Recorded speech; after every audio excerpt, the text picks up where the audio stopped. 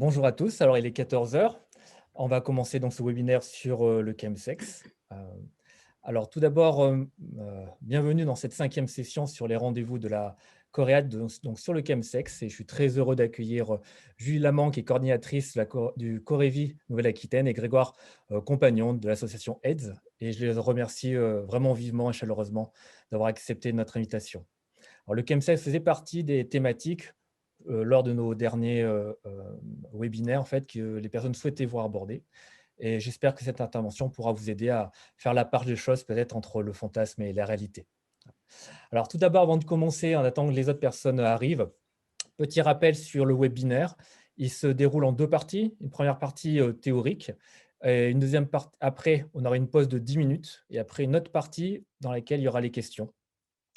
Et nous utilisons le modèle de webinaire, donc cela signifie alors que vos micros par défaut sont coupés et que donc vous ne pouvez pas intervenir oralement. Par contre, afin de favoriser les interactions, vous pourrez vous exprimer via le chat qui est représenté au niveau Zoom par une petite icône en bulle, en forme de bulle, en bas de l'écran. Ce chat vous permettra de poser vos questions au fur et à mesure des interventions, et mes collègues et moi-même ferons une synthèse de ces questions pendant la pause, et après je les poserai à nos 2 intervenants lors de la dernière partie qui nous mènera jusqu'à 16 heures. Alors, déjà dans le questionnaire, enfin, dans l'inscription, plusieurs d'entre vous ont d'ores et déjà fait part de leurs questions lors de l'inscription. Cependant, alors, certaines sûrement auront des réponses lors de cette présentation. Si vous n'avez pas forcément eu les réponses, n'hésitez pas à les reposer de nouveau dans le chat.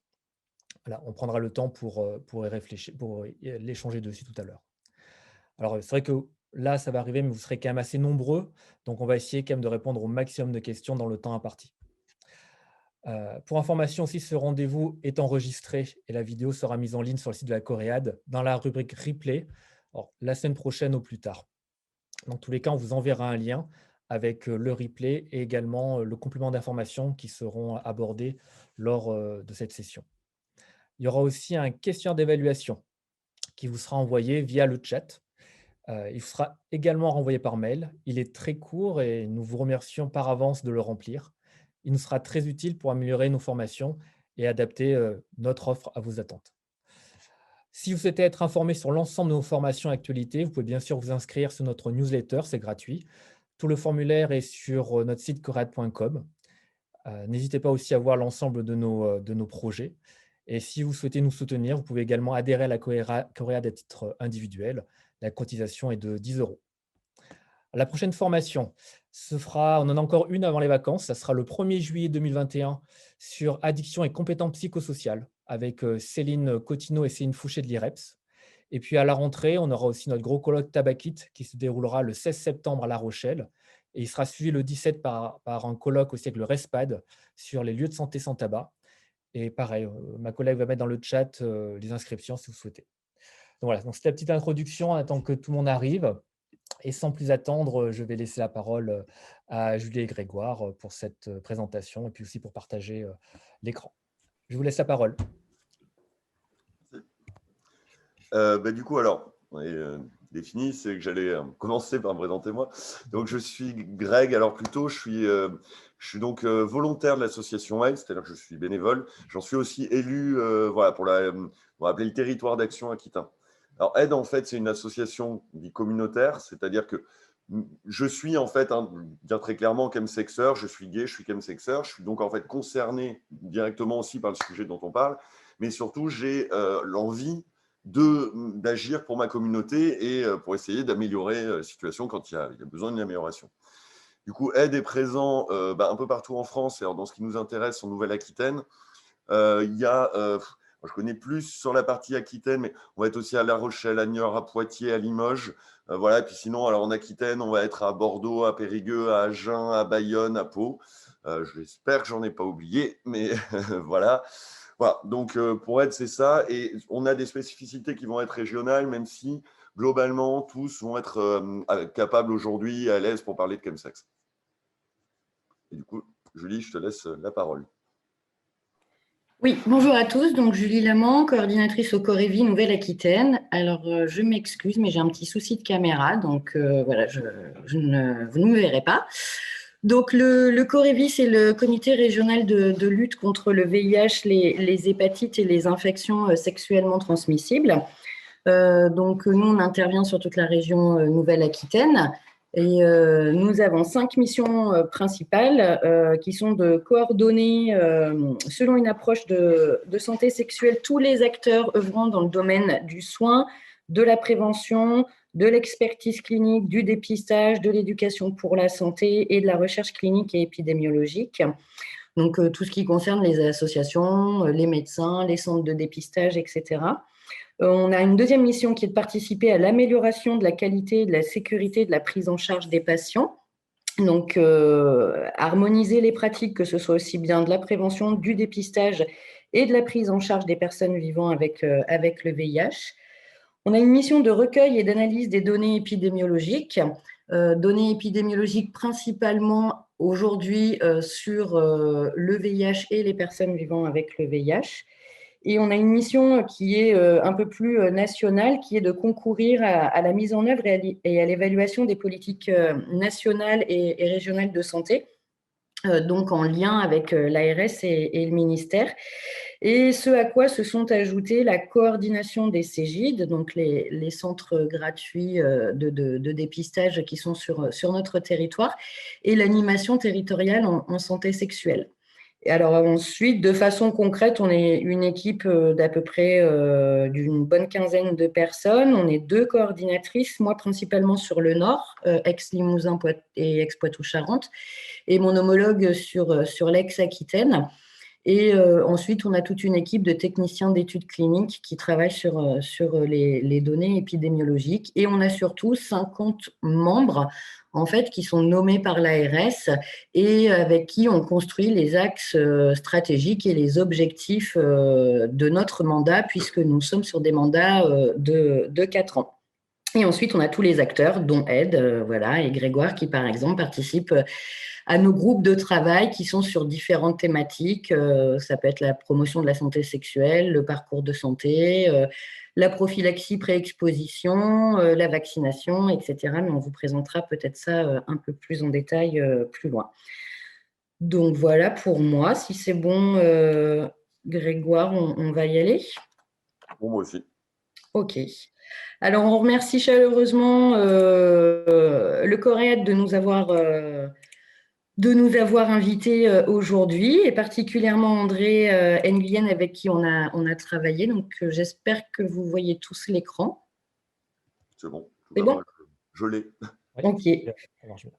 Bon, super. Alors, du coup, je vais commencer. Donc, oui, on a été sollicité pour intervenir sur le chemsex. Donc, effectivement, au titre du COREVI, on a un groupe addiction et on travaille sur cette thématique depuis le début du groupe. Donc, il s'est mis en place en 2018. Parce qu'il y a effectivement beaucoup de questions sur cette pratique et sur ce phénomène qui nous paraissait complètement nouveau il y a quelques années et où on se rend compte aujourd'hui que c'est plus tellement nouveau et qu'en fait, les acteurs, en tout cas sur le terrain, tout professionnels, que ce soit des médecins généralistes, des associations, que ce soit des pharmaciens, que ce soit, ceux commencent à repérer le chemsex ou commencent à en entendre parler et souhaitent avoir des billes, en tout cas, pour pouvoir favoriser un parcours, en tout cas, pour les personnes pratiquant le chemsex. Donc, on va essayer d'y répondre aujourd'hui. On va essayer d'être assez exhaustif et assez clair. Alors, je passe à la diapo suivante, si j'y arrive, voilà. Donc, effectivement, le chemsex suscite beaucoup de questions de la part des… Alors, soit parce qu'on a lu des articles, des études qui ont été faites sur ce sujet, soit parce qu'on en entend parler par nos partenaires, soit parce que du coup, on voit un petit peu par-ci par-là qu'il commence à y avoir des colloques, des journées de sensibilisation, etc. et qu'on se demande un peu ce que c'est.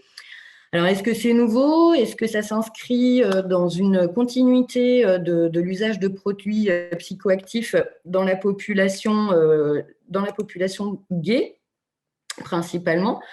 Est-ce qu'il y a vraiment un public cible ? Est-ce que c'est vraiment ce public gay qui est ciblé par cette pratique ? Quels sont les produits qu'on associe du coup dans cette pratique, les modes de consommation? Est-ce que c'est collectif, individuel? Est-ce que c'est planifié dans le temps ou alors est-ce que c'est ponctuel? Et quels sont les contextes de consommation? Donc, consommation de sexe et de produits, ce qu'on va voir un peu plus loin, et quelles peuvent être les motivations, les risques. Et puis, on abordera ici, parce qu'on a quand même avancé depuis quelques années, on abordera avec vous aussi le repérage et l'orientation pour le parcours de santé. Donc, alors, la définition, là, elle est un peu… Mais vous aurez accès au PowerPoint, il me semble, mais là, du coup, on va prendre les mots-clés. Donc, la définition du cum-sexe se traduit en français par sexe sous-produit. Cum, les produits, sexe, le sexe. Donc, c'est vraiment utilisé, c'est parti voilà, de ces mots anglais et on a gardé un petit peu cette, la même dénomination, en tout cas en français. Donc, c'est vraiment ça, consommation de produits psychoactifs en contexte sexuel. Jusqu'à aujourd'hui, il est spécifiquement, enfin cette pratique est spécifiquement utilisée en contexte homosexuel masculin et dans le cadre voilà, de parties, de sessions sexuelles, mais ça on reviendra dessus, Greg en dira un peu plus par la suite. Alors, c'est souvent du coup du sexe en groupe et parfois avec des pratiques hard, pas tout le temps, et qui peuvent durer plusieurs heures ou plusieurs jours. Mais du coup, voilà, pareil, on approfondira un peu dans quelques diapos. Il y a beaucoup de produits qui peuvent être consommés dans ce cadre, mais les principales concernées sont vraiment les catinones, c'est celles qui arrivent en tête, et ensuite la méthamphétamine, la cocaïne, le GHB, GBL et la kétamine. Souvent, ces consommations sont associées à une consommation d'alcool importante et donc il y a des conseils et des conseils de réduction des risques du coup à prodiguer aux personnes pour éviter certains risques et on y reviendra également à la fin. Donc vous avez, enfin ça vient du RESPAD là, cette source-là. Je pense qu'on vous transmettra également le guide du RESPAD qui est très bien fait et qui peut vous aider. Donc, celle-ci, elle reprend principalement ce qu'on vient de dire, juste au-dessus. Donc, ça, c'est les sources de l'OFDT. Il y rajoute que lors de cette pratique, il y a plusieurs raisons. Il y a des modalités de rencontre qui ont changé, notamment tout ce qui est site internet, applications mobiles. Les nouvelles drogues qui sont arrivées, les catinones dont on parlait, dont on entendait très peu parler il y a encore quelques années. Et puis aussi les pratiques avec le SLAM, qui est l'injection de produits. Donc c'est vraiment, voilà, c'est trois choses qu'on va aborder aujourd'hui pour essayer de vous éclairer. Et puis notez bien toutes vos petites questions, on sera prêt à y répondre. Je te laisse prendre la parole, Greg. Yes. Alors du coup, voilà, c'est ça, ce que nous a montré en fait Julie, c'est qu'il y a en tout cas plusieurs sources de définition et finalement, personnellement, par exemple, je ne me retrouve pas forcément dans toutes celles-là. C'est-à-dire que pour moi, la définition simplement va être la consommation de produits psychoactifs dans le cadre de relations sexuelles et surtout dans le but de modifier sa sexualité. Parce qu'en fait, sinon, en gros, la plupart d'entre nous sommes chemsexeurs depuis toujours, puisque à partir du moment où on rentre d'un bar, d'une soirée, ou qu'on est sous l'emprise de l'alcool, par exemple, et qu'on a des relations sexuelles, dans ce cas-là, on est donc dans du chemsex finalement. Donc là, l'idée, c'est vraiment de se demander, est-ce que voilà, il y a s'il n'y a pas une spécificité, voilà. Alors, donc, du coup, justement, il y a cette question de est-ce que c'est nouveau? Parce qu'en fait, la consommation de psychoactifs, c'est quand même un peu depuis la nuit des temps, et finalement, les recherches dans la sexualité, parfois de performance, de sensations, de choses comme ça existe voilà, depuis donc très longtemps. Alors, en fait, là où il y a une particularité, c'est qu'on est donc dans le milieu gay. Le milieu gay qui étant à la base un milieu assez sensibilisé, on va dire, à la consommation de psychoactifs, en tout cas peut-être plus que la moyenne. Donc, souvent au travers voilà, de ce qu'on appelle les circuits, etc. Donc, c'est Vous avez des soirées comme ça, la démence, par exemple, c'est à Bruxelles, c'est très connu, c'est des milliers ou des dizaines de milliers de personnes, donc gays, hein, enfin, quasi exclusivement, qui se rendent là-bas, où il y a donc musique, enfin voilà, clubbing, et souvent aussi relations sexuelles. Donc du coup, c'est souvent des backrooms, etc. dedans. Et là encore, il y a une consommation de psychoactifs, mais elle n'est pas dans une recherche de transformer la sexualité. Ce qui s'est passé par contre à un moment, c'est que certaines personnes se sont dit, bah tiens, c'est intéressant de prendre notamment de la MDMA. Ça change mes performances, mes perceptions, etc. Et donc, c'est des petits groupes, mais à la base, qui étaient vraiment très privés, qui faisaient des partous concrètement, voilà, avec de la MDMA. Et ça s'est retrouvé limité à ça. Puis un jour, sont arrivées les applications mobiles et le fait que d'un seul coup, il y a une porosité un petit peu qui s'est créée entre ces groupes, voilà, qui avaient eu l'idée de faire ça entre eux et puis finalement le reste de la communauté. On peut passer à la slide d'après. Julie, merci. Alors, donc voilà, il y a cette question des produits spécifiques. C'est-à-dire qu'en effet, au début, ça a été surtout MDMA, cocaïne, en gros, qui ont été deux produits très utilisés.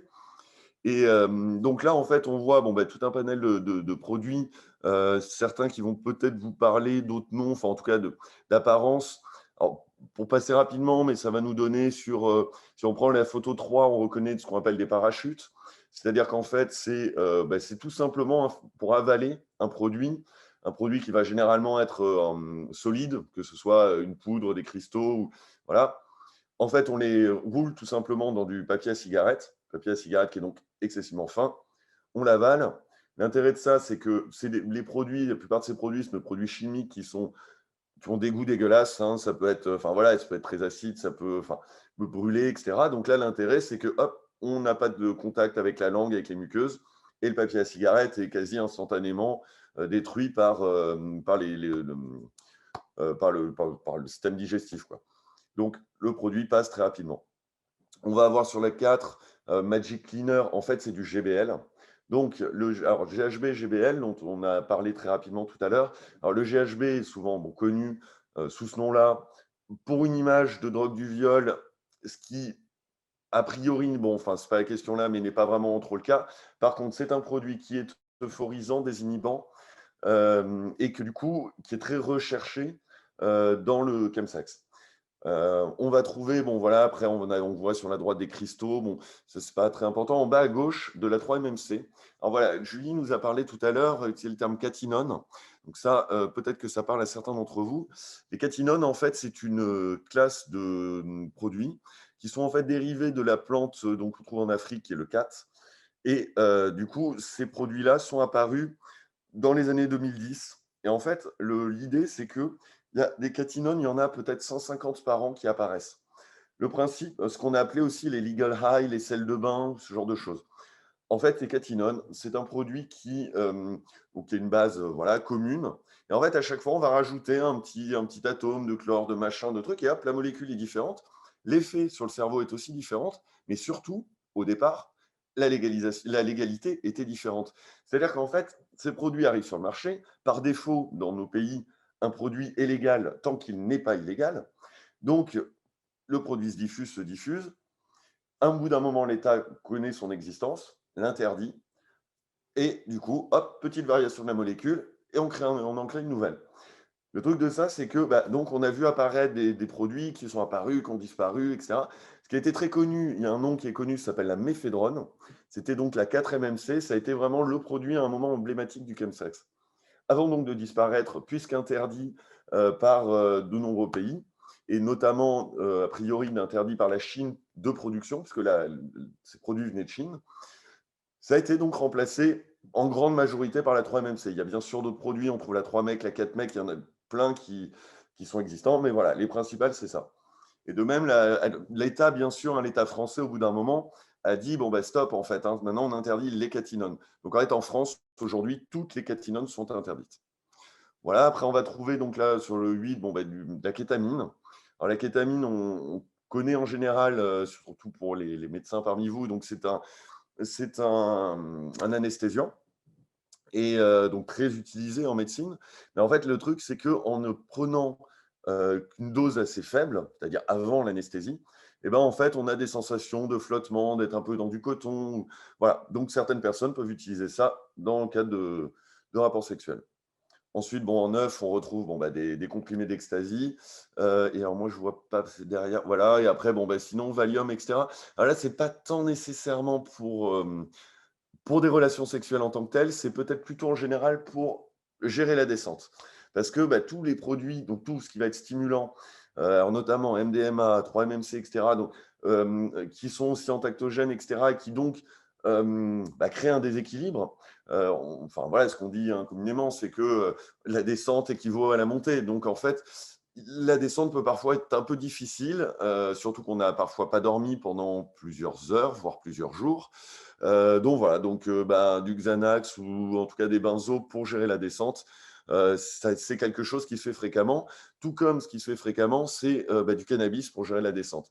Sauf que pour le coup, à choisir personnellement, enfin, le cannabis, bah, ça reste un hallucinogène. Donc en fait, on est quand même dans une multiplication de produits, parce que généralement, on va prendre du GHB, GBL avec de la 3-MMC, c'est le grand classique. Si on rajoute en plus du cannabis, au bout d'un moment, ça commence à faire beaucoup de produits, avec donc des risques de décompensation, etc. Voilà pour cette slide. Donc voilà, alors là, on revient un peu plus sur ce que sont donc donc ce qu'on va appeler les NPS ou RC, c'est-à-dire NPS, nouveaux produits de synthèse, RC, Research Chemical. Donc c'est tous ces produits en fait actuels qu'on voit apparaître qui ont que quelques années. Ça va aussi être, dedans, on va compter ce qu'on va appeler les cannabinoïdes de synthèse, par exemple. Donc tous ces produits qui ont quelques années et qui ont surtout aussi une grosse particularité, c'est que ben voilà, enfin, ils ont quelques années et donc ils ne sont absolument pas étudiés. Aujourd'hui, par exemple, on prend donc, oui, beaucoup de chemsexuels vont prendre de la 3-MMC, 3-MMC qui date de 2012-2011, je crois, un truc comme ça. Donc autant dire que bah, on n'a pas beaucoup de recul, mais surtout, on n'a pas d'études en fait dessus.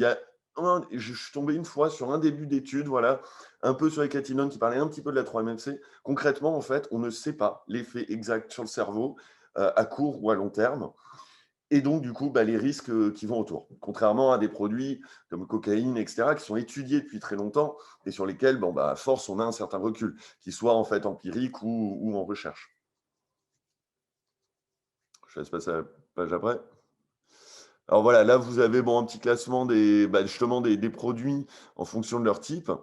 Du coup, vous avez, voilà, enfin, celle-là, peu, mais en gros, on va classer les produits en stimulants, en dépresseurs du système respiratoire et en hallucinogènes. Enfin, voilà, un peu simple, mais en gros, ce qu'il faut, c'est surtout éviter de mélanger des produits évidemment de la même classe.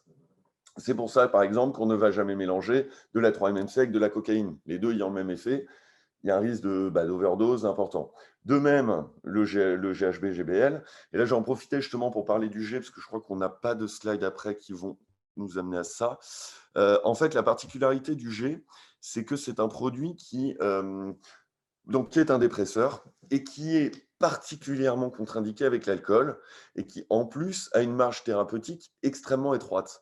C'est-à-dire qu'en fait, pour faire simple, donc c'est un liquide. Alors le GBL, puisque c'est ça qu'on consomme en fait, alors je ne pourrais pas vous donner le nom de la molécule exacte, mais en fait, si vous voulez, l'idée, c'est que notre corps, quand on consomme du GBL, notre corps le métabolise en GHB.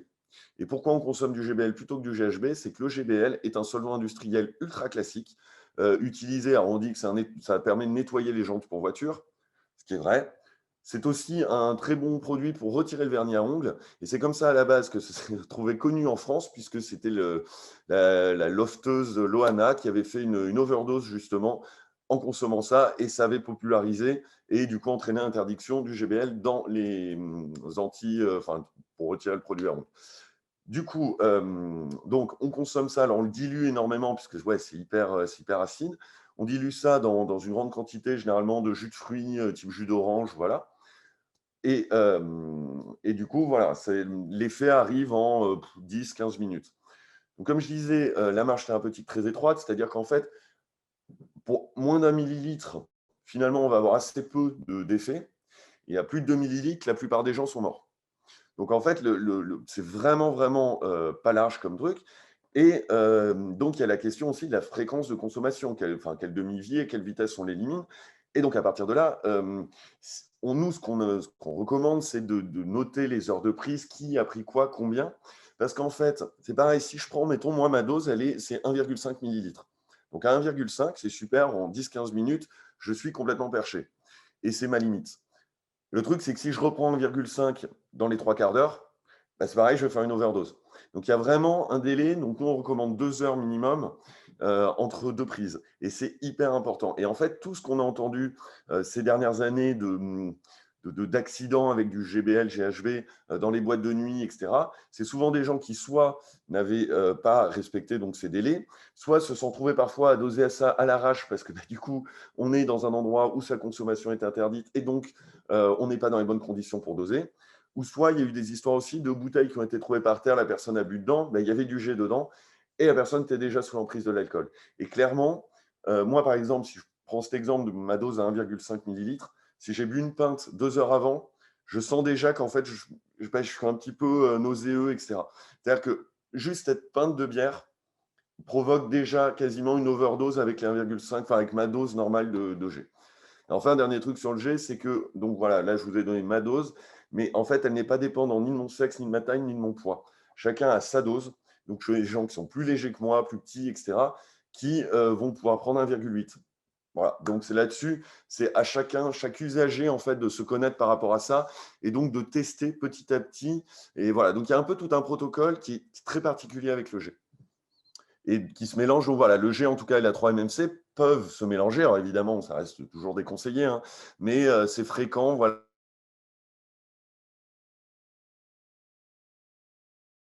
Quand on mélange de l'alcool avec de la cocaïne, finalement, ce qui ne pose aucun problème. Enfin, entre guillemets, aucun problème. C'est bien sûr à éviter, mais voilà. Je te laisse filer à la suivante. Bon, voilà, donc là, on revient un petit peu sur les NPS. Donc, bon, après, est-ce que là-dessus, il y a vraiment. En gros, en tout cas, voilà, les catinones et les cannabinoïdes de synthèse que je vous disais tout à l'heure, qui sont vraiment les majeurs. Bon, après, en termes d'effets, voilà, qui sont très stimulants en effet pour les catinones, vraiment, vraiment très stimulants. C'est-à-dire qu'en fait, on a la possibilité. Enfin, c'est pas rare d'avoir une partouze qui va durer 3 jours, 4 jours. 4 jours, on commence à être un peu dans les limites, mais 3 jours, c'est pas quelque chose d'anormal. Voilà. Donc, et en fait, ce qui est fréquent même, c'est soirée qui va commencer le vendredi soir, qui va se terminer le dimanche soir. Là, on est sur 2 jours. Et donc, 2 jours, les personnes n'ont pas dormi en général depuis le vendredi matin. C'est plutôt. Voilà. Bon, voilà. Alors, après, la question des applis, bon, on va peut-être passer un peu vite là-dessus. Mais si vous voulez, il y a donc des applis de rencontre. Bon, là, je pense que je vous apprends rien. Donc, on va retrouver. Alors, il y a Grindr pour le plus connu. Il y a aussi Recon, il y a Scruff, il y a Planet Romeo. Bon, il en existe beaucoup d'autres. Il y a Hornet aussi, là, qui n'est pas cité. En fait, disons que ces applis, il n'y a aucune appli qui est spécifique au chemsex, clairement. Par contre, il y a parfois des applis, alors, on va trouver plus facilement des chemsexers, je pense à Recon, mais pas parce que c'est tourné vers ça, mais Recon est tourné vers les pratiques hard, tout ce qui va être fétichisme, tout ce qui va être ensuite pratique type SM, fist fucking, etc. Et donc, il est peut-être plus fréquent, mais là, c'est vraiment du peut-être, d'y trouver des chemsexers. En tout cas, ce n'est pas le but de ces applis. Par contre, il y a voilà, des choses on peut identifier des profils chemsex assez rapidement, notamment par l'utilisation des pictos. Vous avez en bas à gauche.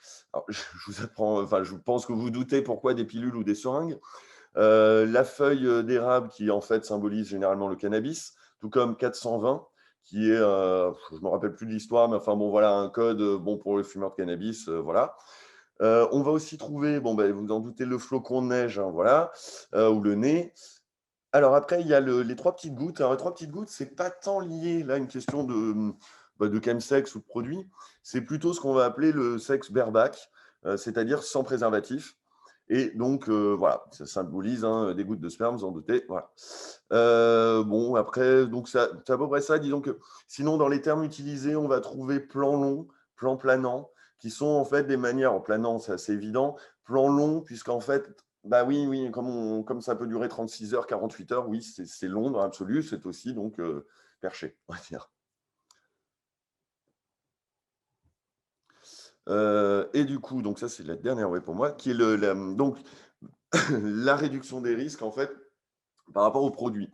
Alors, la réduction des risques, je vous en dis juste deux mots au cas où, hein, c'est l'idée que, en fait, le risque zéro n'existe pas. Et donc, bien sûr, hein, le risque zéro, ça serait, au niveau des drogues, c'est évidemment de ne pas en prendre, mais donc pas d'alcool hein, non plus. Et puis, au niveau de la sexualité, ça serait donc de dire l'abstinence, hein, c'est le seul moyen qui marche réellement d'éviter le VIH. Et sinon, après, on a une sexualité, donc on a un risque, et donc on réduit les risques par un ensemble de choses. Moi, je vais me concentrer donc sur les produits. Alors, ça va être bien sûr les mélanges à ne pas faire. Donc, ce que je disais tout à l'heure, on trouve voilà, les stimulants avec les stimulants. Donc, on ne va pas prendre la MDMA avec la 3-MMC, avec de la cocaïne, avec. Voilà. On va éviter GBL et alcool qui sont ultra contre-indiqués, mais aussi GBL et benzo, ou d'ailleurs hein, alcool et benzo qui sont à éviter. Il y a donc voilà une particularité. En fait, c'est peut-être sur beaucoup de produits, notamment les produits stimulants, il y a des troubles de l'érection, l'anorgasmie, voire des troubles de l'érection qui apparaissent. Et très clairement, sur la 3-MMC, il y a très fréquemment des troubles de l'érection. Donc, qu'est-ce qu'on fait? On va prendre des drogues actiles, donc du Viagra. Alors, Camagra, qui est juste le nom donné par un labo chinois, indien, excusez-moi. Sinon, on va, voilà, enfin, c'est donc le sildenafil, puis on va trouver le tadalafil et tous les autres, toutes les autres drogues actiles. Le truc, c'est que le poppers, qui est aussi assez connu et assez présent dans la scène gay, c'est ultra contre-indiqué avec ces produits-là. Donc ça, c'est vraiment des choses qu'il faut rappeler. C'est vraiment pas rare, je vois souvent, qui prennent du popper. Je dis, mais t'as pas pris de Viagra? Bah si, pourquoi? Ouais, ben bon. Mais parce que ça paraît anecdotique et pourtant, c'est très clairement, et alors, marqué en énorme hein, sur les notices de Viagra. Ensuite, donc voilà, sur le G, bon, ce que je vous disais, espacer les prises de 2 heures, faire vraiment très attention à ces dosages. Il y a du coup des outils hein, pour tout ça. Donc, je vous disais, bon, alors notez sur une feuille, bien sûr. Mais nous, par exemple, on va distribuer dans notre asso ce qu'on appelle des Eppendorf. Peut-être ça parle à certains d'entre vous, mais c'est des petits récipients, ouais, non, je ne veux pas en avoir là sous la main, mais petits récipients en plastique qui sont étanches, enfin qui se ferment, qui sont étanches et voilà, et qui vont en fait nous permettre à l'avance de préparer nos doses. Donc moi, par exemple, je sais que c'est 1,5. Donc en fait, avant de partir à une soirée, donc là c'est plus peut-être dans un usage, en tout cas dans des lieux festifs où je ne vais pas pouvoir me poser sur ma table, prendre ma seringue, ma pipette pour parfaitement mesurer combien il faut.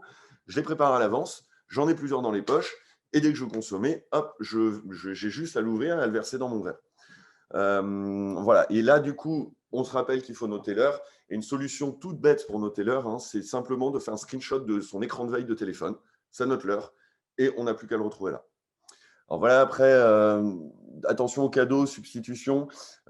Personnellement, je n'en ai jamais eu, mais il est fréquent, semble-t-il, que des shops, on achète donc ces produits, nous offrent au passage 1 gramme d'un autre produit, souvent un nouveau produit qu'ils viennent de recevoir.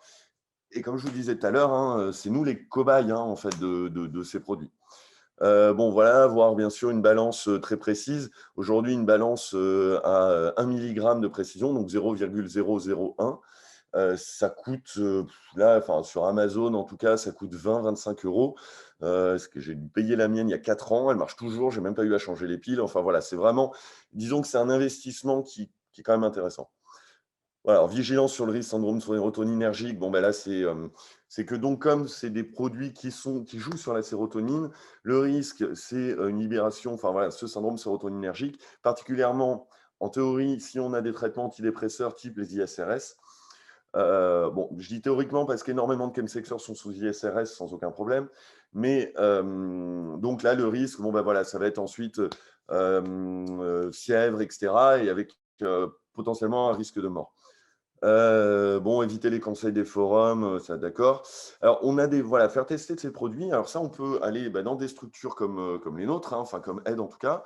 Mais il y a aussi des tests, voilà, NarcoCheck ou ID tests, qui sont en fait des tests qu'on va dire chromatiques et individuels. C'est-à-dire qu'en fait, on va prendre ce testeur, ça coûte 2,50 € à 3 € pour un test. On va mettre dedans 2 mg, 3 mg de produit. Et en fait, il y a une réaction chimique qui se fait, une couleur qui apparaît. Et donc, suivant la couleur, il y a un index qui indique, en fonction de la couleur, quel produit c'est, quel produit ça n'est pas. Et comme ça vous permet un petit peu plus d'être sûr que le produit soit le bon. Alors, faire un test à chaque réception, ça, c'est pour éviter, en fait, on appelle les tests allergiques, c'est pour éviter une réaction allergique, parce qu'en fait, suivant des produits de coupe, suivant des choses comme ça, donc, c'est recommandé là-dessus, c'est de prendre quelques milligrammes, de les mettre sous la langue et d'attendre un peu, voir si ça gonfle ou pas.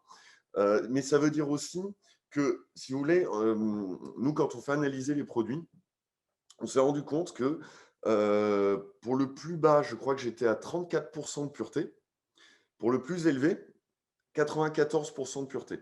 Donc, si vous voulez, on passe du simple au triple. Ça veut dire que sur une trace, un para, un slam, va se retrouver à avoir une force du produit qui est du simple au triple. Donc, il faut vraiment faire attention à ça. Et quand on vient de recevoir son produit, on le teste d'abord gentiment, entre guillemets. On prend une première dose un peu light et on se fait comme ça son idée. Alors, je reviens juste très rapidement sur les termes, parce que c'est vrai que je viens d'utiliser le terme SLAM. Et en fait, c'est vrai que là, on a parlé de CHEMS, enfin de chemsex, de CHEMS, de SLAM. Et en fait, c'est tout simplement un CHEMS, c'est les drogues, c'est les produits. Le SLAM, c'est l'injection. Mais en fait, dans le chemsex, on a nos propres termes. Et donc, c'est des termes sur lesquels, alors peut-être pour nous, c'est une manière de se distinguer des autres usagers. Donc, de dire, non, mais attendez, moi, je ne suis pas un drogué, en fait. Moi, je prends des CHEMS. Et peut-être plus encore avec l'injection, de se distancer de cette image qu'on a, en tout cas, ou souvent on a grandi avec, c'est-à-dire que l'injecteur, c'est forcément le consommateur de rue qui, un peu marginal, etc. Et là, forcément, quand vous êtes avocat, médecin, ce qui est le cas de beaucoup de chemsexeurs, oui, vous n'avez rien à voir avec ça. Et c'est vrai que vous êtes slammer, vous ne faites pas un fixe, vous faites un slam. Voilà. Donc, c'est juste une terminologie comme ça existe dans tous les domaines, qui est spécifique à une communauté. Mais là, c'est vraiment aussi pour prendre une distance, parce qu'en plus, la plupart d'entre nous ne sommes pas à la base des consommateurs de drogue. Peu sont, par exemple, d'anciens teufeurs ou d'anciens même clubbers. C'est souvent, au contraire, des gens qui étaient fêtards, comme on l'est beaucoup quand on est étudiant, à picoler, etc., mais sans aller beaucoup plus loin que ça. Voilà. Et après, évidemment, boire, bien manger, gérer sa descente, si possible, donc anticiper, pouvoir dormir assez avant de reprendre sa vie normale. Bon, voilà. Les classiques de la consommation de produits.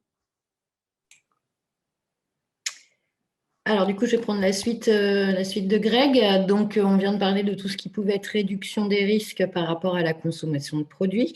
Et donc, on a aussi tout ce qui est réduction des risques et des dommages liés au sexe. La prise de produits, comme vient de l'expliquer Greg, peut amener une baisse de la vigilance par rapport aux pratiques safe qu'on peut avoir dans un autre contexte. Donc, il faut s'accorder un peu de vigilance là-dessus.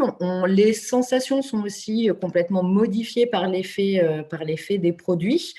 Donc, peut-être modification des sensations, baisse de vigilance. On est du coup dans une situation où on n'a peut-être pas les mêmes réflexes de réduction des risques et de sexe safe que son prod. Il peut y avoir aussi des risques de trauma plus importants, par exemple sur des pratiques comme le fist, l'anesthésie. Alors, hop, pardon, j'ai été un peu vite, excusez-moi. C'est bon. J'ai tout oublié. Je vous remets le PowerPoint, désolé. Hop. Je repartage, excusez-moi. Voilà, c'est bon, on y est. Je reprends. Donc oui, voilà, des risques de trauma, plus importants, notamment par rapport à certaines pratiques qui peuvent être considérées comme hard. L'exemple du fist qui était donné avec ce côté parfois où on peut avoir Avec les produits, l'effet aussi anesthésiant qui donne du coup voilà, des sensations complètement autres, des pertes d'équilibre, des mouvements brusques, etc. et qui peuvent créer quelques traumas physiques. Donc, par rapport à ça, il faut aussi adapter tous les conseils de réduction des risques donnés aux usagers. Donc, par rapport au risque de trauma, il y a des outils qui existent. Je ne sais pas si on aura le temps de vous les montrer, mais il y a des outils qui existent, des kits pour le FIST, du coup, avec un gant, avec du lubrifiant, avec voilà, enfin, du coup, tout matériel de réduction des risques qui peut limiter justement les risques de ces traumas sur les pratiques. Pour revenir sur la baisse de vigilance et la modification des sensations, ça revient à ce que disait Greg tout à l'heure, hein, bien noté aussi sur le petit carnet, qui prend quoi, à quelle heure, etc. Avoir tout le matériel à disposition et pas planqué à l'autre bout de l'appartement. Donc tout le matériel dont il peut y avoir besoin et qu'on souhaite utiliser, c'est préservatif, seringue, roule à paille, etc. Mais en tout cas, avoir le matériel nécessaire et à disposition. Par rapport à la sexualité, il y a aussi la désinhibition. Ces produits-là nous mettent dans une forme de désinhibition qui nous pousse parfois à repousser les limites. Et voilà, ce jour-là, on va pousser un peu les limites et on se dit, ah ben mince, le lendemain, on va y réfléchir, puis on va se dire, c'est la première fois que ça m'arrivait. Du coup, c'était agréable sur le moment, mais peut-être pas si agréable aujourd'hui. Donc, quand on aura des échanges avec les personnes et les usagers, c'est aussi échanger avec eux sur ce qu'on accepte, ce qu'on n'accepte pas, ce dont on a envie, ce dont on n'a pas envie, et apporter un peu de vigilance. Puis parce qu'il peut y avoir des fantasmes, qu'on avait qui passent à la réalité avec cette désinhibition. Et puis, il y a le risque d'exposition aux IST, alors qui n'est pas spécifique au chemsex. Hein, l'exposition aux IST, en fonction des pratiques, tout le monde peut être exposé. Mais effectivement, si on partage du matériel, si on a des rapports non protégés, effectivement, il y a risque de transmission de différentes IST. Et par contre, par rapport à l'hépatite C principalement, effectivement, là, les gants sont cités, c'est par rapport au FIST. L'hépatite C étant un virus qui se transmet par le sang, et donc dans les pratiques plus traumatiques, il y a présence de sang. Donc pour tout ça, en fait, il existe des outils. Là, on apporte du coup on pose des choses sur ce qui peut être modifié, ce qui peut arriver. Mais pour tout, il y a des outils, que ce soit en matériel, donc comme on le disait, hein, des seringues, des filtres, des garrots, des dasseries pour y mettre le matériel, des rouleaux à paille pour ne pas se partager les pailles, des gants, du gel lubrifiant, des préservatifs, et j'en oublie certainement, mais en tout cas, le matériel est à disposition, et notamment dans les associations comme Aide, mais aussi dans les CARUD et les XAPA qui peuvent en disposer. Alors, j'essaie de passer à la suivante. Voilà, donc dans les outils qui existent aussi, ou dans les choses qu'on a à disposition par rapport aux IST, que sont l'hépatite A, l'hépatite B et le papillomavirus, il existe la vaccination. Vaccination possible via son médecin par une ordonnance, ou disponible aussi dans les Cégide, d'où l'importance, quand on a des pratiques à risque, en tout cas, de se faire dépister régulièrement et de pouvoir avoir accès notamment à cette vaccination-là. La PrEP, qui est la prophylaxie pré-exposition, qui est la prise d'un antirétroviral alors qu'on n'est pas encore contaminé contre le VIH, Mais donc on utilise aujourd'hui principalement le générique du Truvada, qui en fait est utilisé dans le traitement du VIH. Et pris selon un certain schéma de prise, il empêche les contaminations du VIH, pas des autres IST, mais du VIH. Donc, pour les personnes qui ont des pratiques à risque sans préservatif, voilà, que ce soit fréquemment ou que ce soit occasionnellement, en fonction du mode de prise, elles peuvent se protéger du VIH via la PrEP. Avec aujourd'hui, c'était la primo-prescription de la PrEP était autorisée que par les infectiologues. Maintenant, elle est autorisée également par les médecins généralistes. Donc, il y a des choses qui vont pouvoir se mettre en place en ville aussi, et avec les outils à disposition pour les médecins généralistes. Les associations se mobilisent. La Société française de lutte contre le sida a fait un module de formation en ligne, et les Corévi vont aussi se mobiliser pour accompagner les généralistes qui souhaiteraient prescrire la PrEP. Et puis, parce que la PrEP nécessite un suivi régulier tous les 3 mois et qui permet de vérifier l'ensemble des autres IST. Donc, on a aussi à disposition tout ce qui est tous les lubrifiants. Quand il y a des sextoys, effectivement, attention au partage, les protéger avec des préservatifs pour que, du coup, on puisse enlever le préservatif, le jeter et après pouvoir partager son sextoy sans risque de contamination. Alors, la confiance dans les partenaires, c'est un bémol, hein, parfois de dire si je lui fais confiance parce que du coup il m'a dit que il était comme ci, il était comme ça, ou alors sa tête m'inspire de la confiance, etc. Attention, toujours garder quand même une certaine maîtrise en fait de ce qu'on fait, ou alors voilà, comme disait Greg, quand on est dans une partie où on est avec des gens connus, c'est notre réseau, effectivement, il peut y avoir une confiance certaine dans ce groupe-là. Et quand des partenaires inconnus arrivent, peut-être avoir un peu de vigilance si on ne les connaît pas trop. Les partenaires multiples, du coup, oui, il y a des enjeux particuliers avec sans préservatif, du coup, des risques de contamination. S'il y a éjaculation du partenaire précédent dont le statut sérologique était incertain ou inconnu, d'où l'importance de se faire dépister régulièrement VIH et autres IST pour pouvoir être prise en charge le plus rapidement possible. Et puis, il existe aussi les contaminations manuportées pour certaines IST, dont l'herpès, etc. Donc, j'explique là juste rapidement ce contamination manuportée. Oui. Il y a une particularité là-dessus, c'est que, comme on l'a dit, donc il y a des pratiques par exemple de FIST. Et dans le FIST, on va utiliser un lubrifiant, le grand classique, c'est le Gilub, qui est un lubrifiant qui est à la base en poudre, qui a un usage vétérinaire au départ. Et voilà, on va le diluer dans de l'eau. Et en fait, on va mettre ça généralement dans une gourde, une bouteille, une gourde, quelque chose comme ça. On aura beau utiliser des gants, et donc se protéger, nous, vis-à-vis du partenaire. Par contre, quand on va attraper la bouteille de lubrifiant, en fait, on l'attrape avec le gant. Donc, on va contaminer la bouteille avec le gant. Et si un autre partenaire l'utilise, ou si même on inverse les rôles, l'autre a un gant, mais en fait, moi, je me retrouve, sur la bouteille se trouvent ces sécrétions.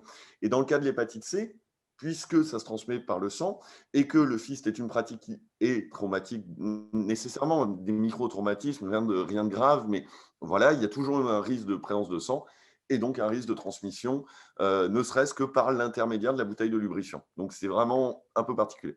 Excuse-moi, mais c'était ce truc spécial. Du coup, attention, un point de vigilance à apporter aux personnes aussi, c'est par rapport au consentement. On est dans un contexte où on aura pris des produits, où du coup, on n'est pas dans l'état dans lequel on est sans produit. Donc, rappeler l'importance de consentir aux pratiques, de consentir avec qui on a ces pratiques-là, s'il y a photo, s'il y a film, s'il y a n'importe quoi qui peut perturber ou n'est pas habituel, que la personne puisse donner son consentement à ces pratiques-là. La dépendance au sexe qui peut arriver, tout comme la dépendance aux produits, mais qui peuvent être dissociés donc, ou associés. Donc après, ça c'est en fonction des personnes et de ce qu'elles disent. La prise en charge sera adaptée derrière. Et dans la consommation de produits, voilà justement la consommation exclusive ensuite, du coup hors contexte sexuel. Donc, ce qu'il était important, et en fait, c'est quelque chose dont on a fait un colloque régional au mois de septembre, et notamment a été abordé, ben voilà, hein, on est parti vraiment sur une définition du chemsex, et puis ensuite, on a essayé de travailler un peu sur le consentement. Mais ce qui nous paraissait important, en tout cas, de rajouter, c'est que le signe de l'addiction, ce n'est pas le produit en lui-même, mais c'est l'utilisation qu'on en fait. Comme l'a dit Greg, hein, on consomme depuis la nuit des temps. Le produit devient problématique quand on n'arrive plus à s'en détacher et quand on n'arrive plus à rien faire sans ce produit, que ce soit l'alcool, les médicaments, le cannabis, etc. Une personne qui consommera de façon occasionnelle et pour laquelle il n'y aura pas d'impact dans le reste de son environnement, le produit ne sera pas forcément problématique. Et alors, là, ce que je voudrais ajouter là-dessus, c'est voilà, ce que vient de dire Julie, c'est hyper important. Il y a énormément. En fait, la majorité des consommateurs ne sont pas addicts. Alors attention, parce que j'ai dit ça dernièrement, une conférence, les gens n'ont retenu, il n'y a pas d'addiction. Alors non, bien au contraire, il y a des addictions. Par contre, il ne faut pas dramatiser les choses.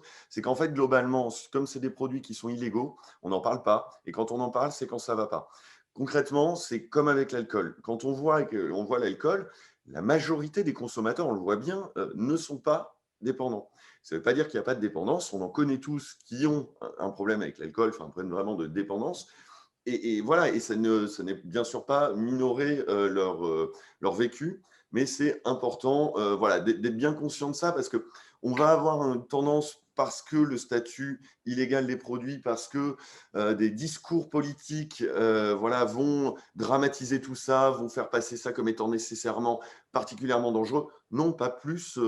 L'alcool fait partie déjà des produits, on le sait aujourd'hui, parmi les plus addictifs, parmi les qui ont plus de risques en fait. Donc, les autres, finalement, ont des risques aussi, clairement, ce n'est pas pour minorer. Mais voilà, juste, ce n'est pas de l'inconnu, ce n'est pas le pire truc qui arrive à l'humanité. Donc oui, comme on le disait, voilà, l'addiction, mais ça, je n'ai pas vu d'où venaient particulièrement tous les participants aujourd'hui, mais il y en a certains pour qui ça va parler, qui maîtrisent le sujet certainement beaucoup mieux que moi, mais pour les composantes voilà, de l'addiction, c'est vraiment la personne en elle-même, le sujet, avec des caractéristiques particulières, dans un contexte particulier, avec des substances particulières. Et en fait, sans ces trois composantes-là, enfin sans ces trois pôles-là, on ne peut pas parler d'addiction, ou alors on parlera d'addiction effectivement quand il y aura ces trois pôles réunis. Et si effectivement on a les trois, c'est ce qui participe donc à la mise en place de la pathologie et à son maintien. Donc auquel cas, il faut pouvoir orienter les gens et pouvoir les prendre en charge. Et que ce soit les caractéristiques du sujet, du contexte ou des substances, c'est les points d'action qui sont possibles pour la mise en place thérapeutique et pour la prévention. Eh bien, voilà, pour résumer, tout fonctionne un peu comme un mécanisme d'horloge. Je crois qu'on est arrivé à la dernière diapo. Voilà. Et je crois qu'on est dans les temps. Parfait. Merci beaucoup. Alors, ce que je vous propose, c'est on va faire une pause de 10 minutes tranquillement. Pendant ce temps, vous pouvez vous aérer, etc. Et il y aura les personnes qui poseront des questions dans le chat. Puis on reviendra dans la deuxième partie dans 10 minutes pour pouvoir après vous poser des questions et échanger un petit peu. Et si bien on a le temps pour échanger, parce que alors, s'il n'y a pas des questions, moi j'en ai en tout cas pas mal aussi à côté, donc on aura largement le temps pour dialoguer. À tout à l'heure, donc on se retrouve à tous dans 10 minutes, c'est-à-dire à 15h11 exactement. Merci, à tout de suite. À tout.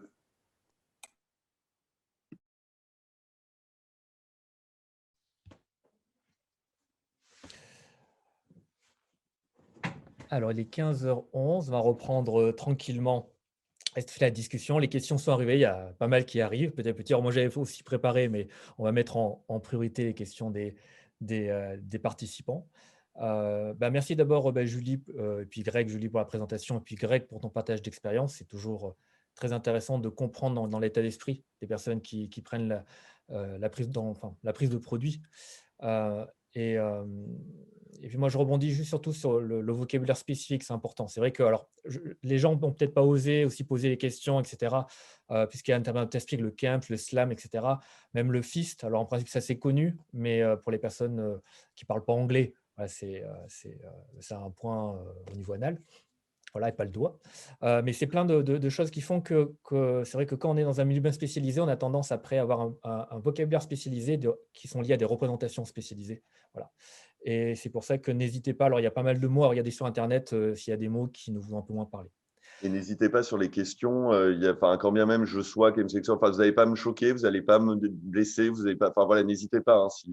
Voilà. Voilà. Alors, je vais vous poser la première question, c'est à vous deux. La première question, c'est au niveau, en effet, on a parlé plutôt de population des hommes, enfin, du moins dans les descriptions. Qu'en est-il en fait des femmes? Alors justement, on avait un peu discuté avec Julie et j'ai vu qu'il y a une autre question, rejoindre un petit peu ça sur une question d'enquête régionale ou nationale du nombre de personnes qui pratiquent. En fait, le truc, c'est que bien sûr, c'est pas exclusivement réservé aux homosexuels. C'est évidemment quelque chose qui existe dans toutes les orientations sexuelles, tous les âges, toutes les populations finalement.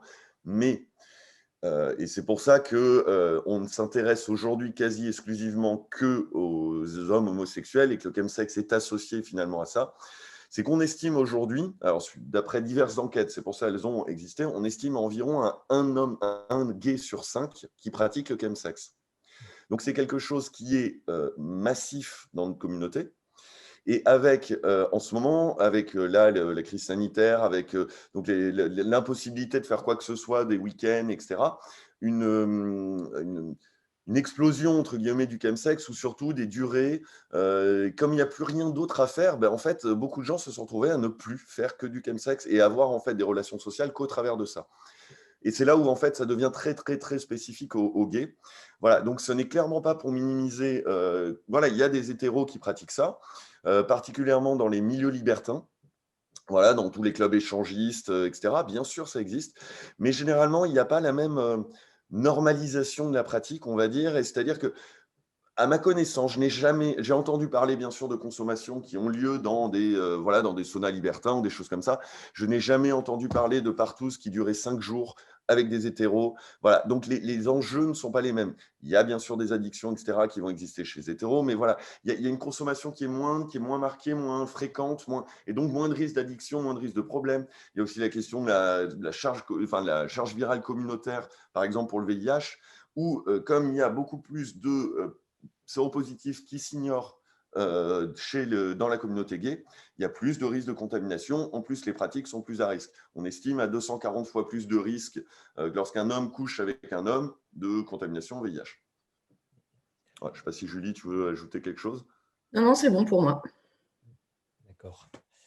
Une autre question, c'est une question, je suppose, d'un addictologue ou d'un professionnel de santé qui travaille dans l'addiction. Comment un addictologue pourrait intervenir dans le parcours de santé d'un consommateur? Alors, bien sûr, sans le stigmatiser, mais pour poser un suivi psychiatrique et addictologique. Alors, il y a deux questions dedans. Alors déjà, une question, c'est est-ce que la plupart des chemsexeurs, en fait, est-ce qu'ils ont conscience déjà d'avoir un problème? Est-ce qu'ils vont, ceux qui ont un problème, est-ce qu'ils vont voir des gens? Voilà, du moins. Et est-ce que l'addictologue fait partie? Et quelles sont aussi vos attentes par rapport, on va dire, à un suivi addicto aussi? Alors, je peux commencer, Greg? Du coup, effectivement, c'est des choses qu'on a en tout cas essayé de mettre en place sur notre région au travers de nos journées de sensibilisation, où on a essayé de mêler au maximum les personnels intervenant dans le champ de l'addiction et dans le champ de la santé sexuelle, de façon à ce qu'en fait, il y ait un repérage commun et une orientation commune. C'est-à-dire qu'un chemsexeur, comme le disait Greg tout à l'heure, fréquentera difficilement un CARUD ou un XAPA, encore peut-être plus les CARUD, identifiés, marginaux, punk à chien, etc. Donc, ça sera difficile de pousser la porte. Et puis je me considère pas comme un toxico, je me considère comme quelqu'un qui consomme de temps en temps des produits ou tous les week-ends des produits. Après, c'est où tout va se jouer, c'est effectivement le repérage. Ne pas hésiter, quand on a quelqu'un qui vient se faire dépister, à lui parler de pratiques ou à lui poser la question, est-ce que vous avez dans vos pratiques sexuelles, est-ce que vous consommez des produits? Quels produits vous consommez? À quelle fréquence? Etc. Et inversement, quand on voit quelqu'un que la porte d'entrée, c'est les produits, lui demander dans quel contexte il les utilise, seul, pas seul, en contexte sexuel, etc.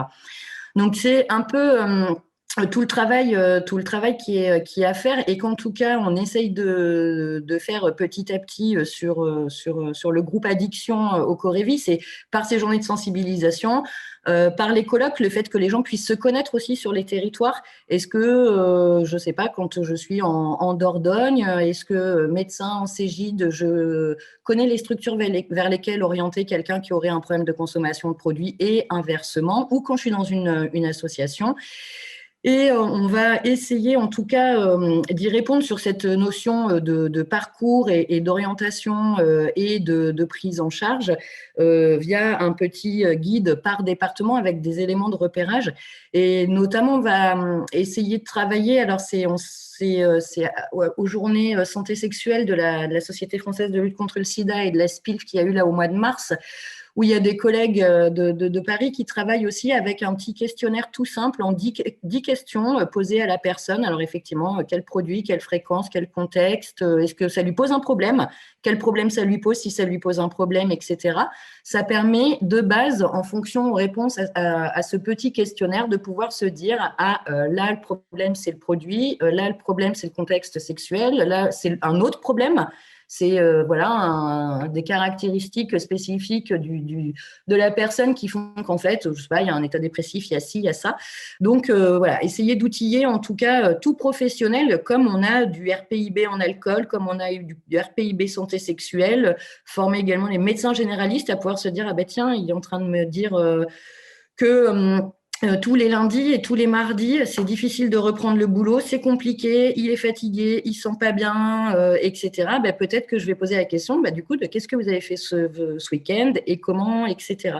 Et c'est vraiment essayer de, sans être spécialiste de tout, comment on arrive à juste se dire, ah, ça me met la puce à l'oreille là-dessus et j'oriente vers mon collègue qui est bien mieux placé que moi pour pouvoir suivre la personne.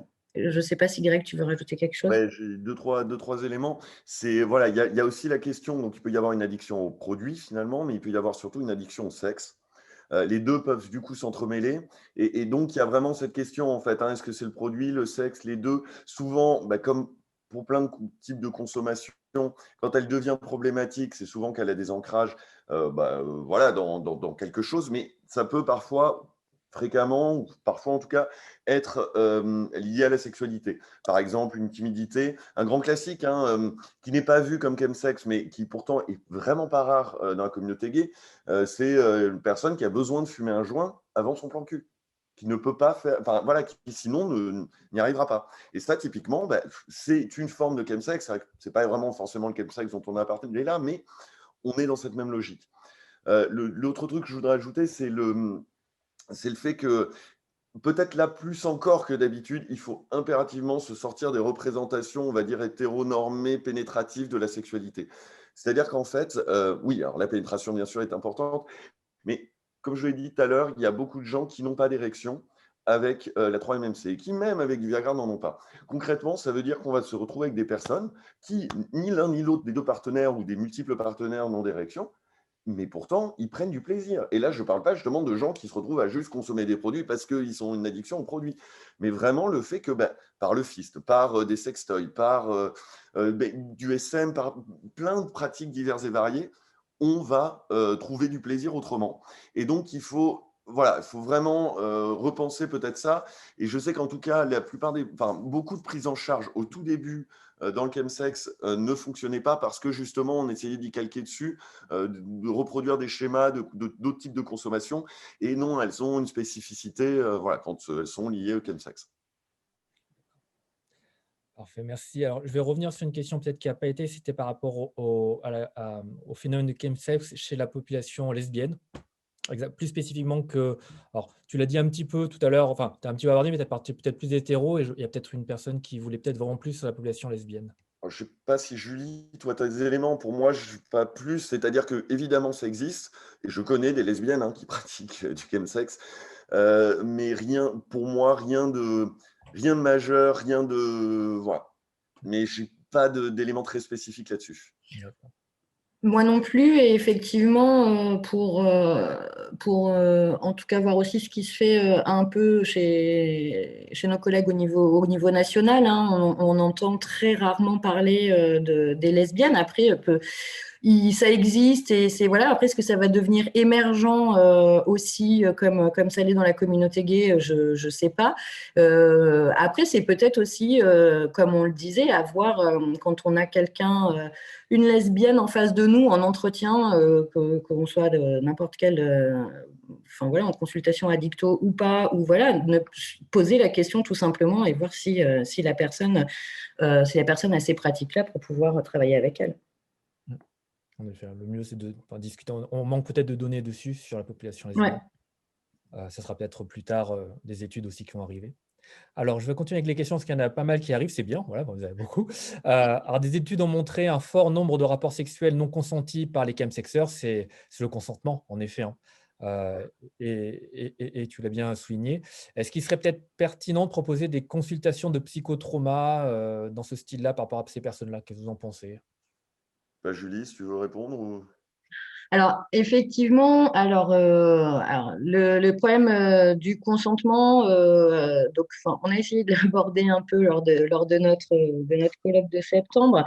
Alors, ça partage beaucoup les gens, hein, parce qu'il y a une partie des personnes qui peuvent dire, bah, à partir du moment où notre état de conscience est modifié, on ne peut pas dire qu'on est consentant puisque notre état de conscience est modifié.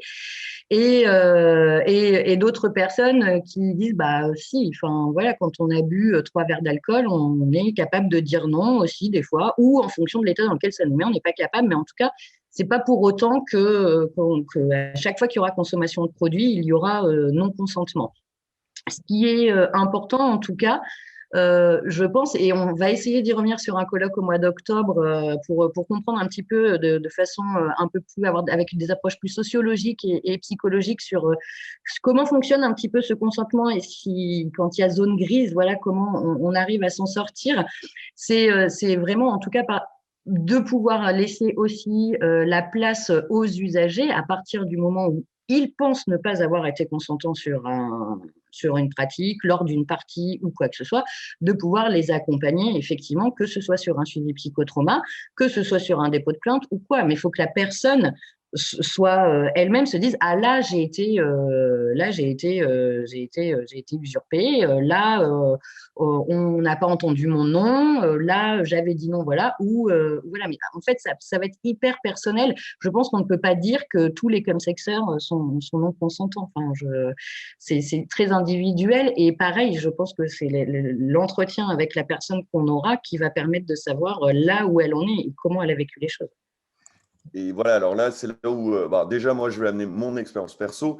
Moi, personnellement, je n'ai jamais, mon consentement a toujours, toujours, toujours été respecté en 3, 4, 5 ans de chemsex depuis que je pratique, toujours. J'ai parfois été plus loin que mes limites. Mais ce n'est pas la faute de mes partenaires. En règle générale, c'était à ma demande. Oui, je l'ai regretté le lendemain. C'est ce dont Julie parlait à un moment dans la présentation. C'est-à-dire, voilà, ces fantasmes que finalement on a et puis que bah, là, des inhibitions, hop, on fait, mais finalement, on le regrette un peu le lendemain. Ça, je l'ai vécu. OK. Mais pour moi, c'est à la limite mon consentement vis-à-vis de moi-même, peut-être. Mais en tout cas, mes partenaires, il n'y a jamais eu ce problème. Pour moi.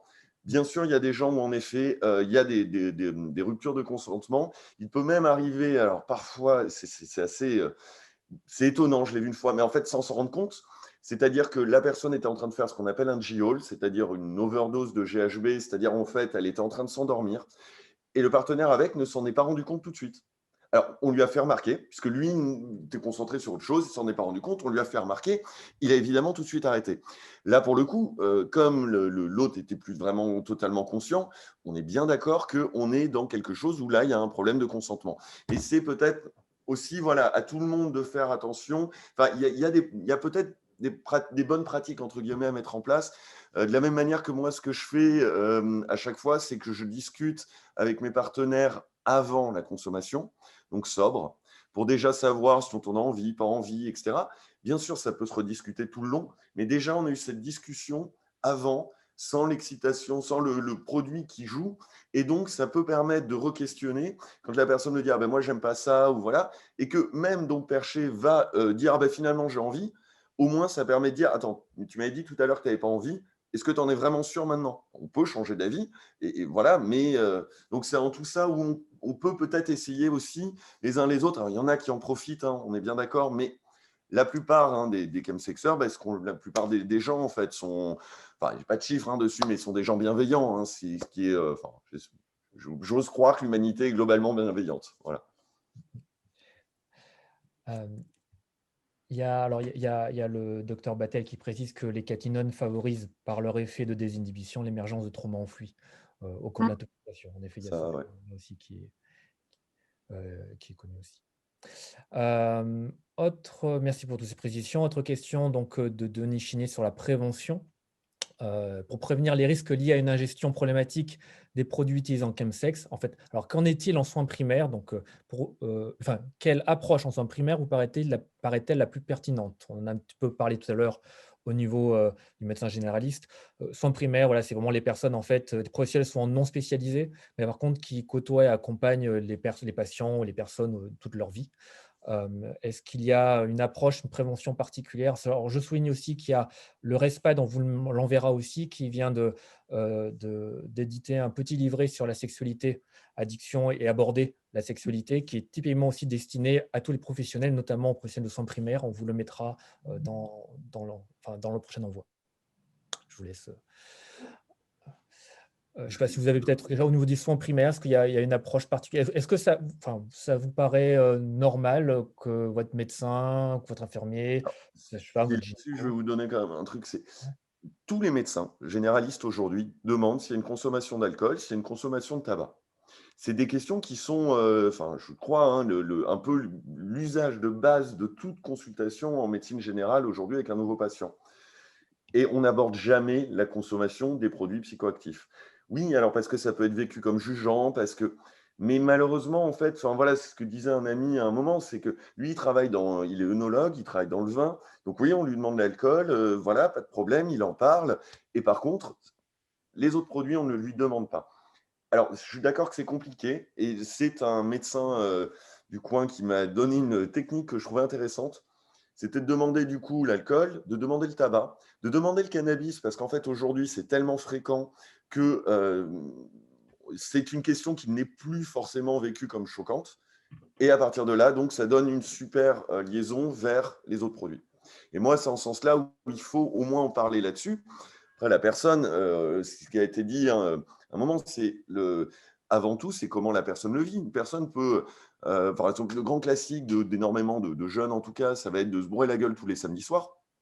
Pour d'autres, c'est hyper problématique. S'ils font ça, ils ont un problème.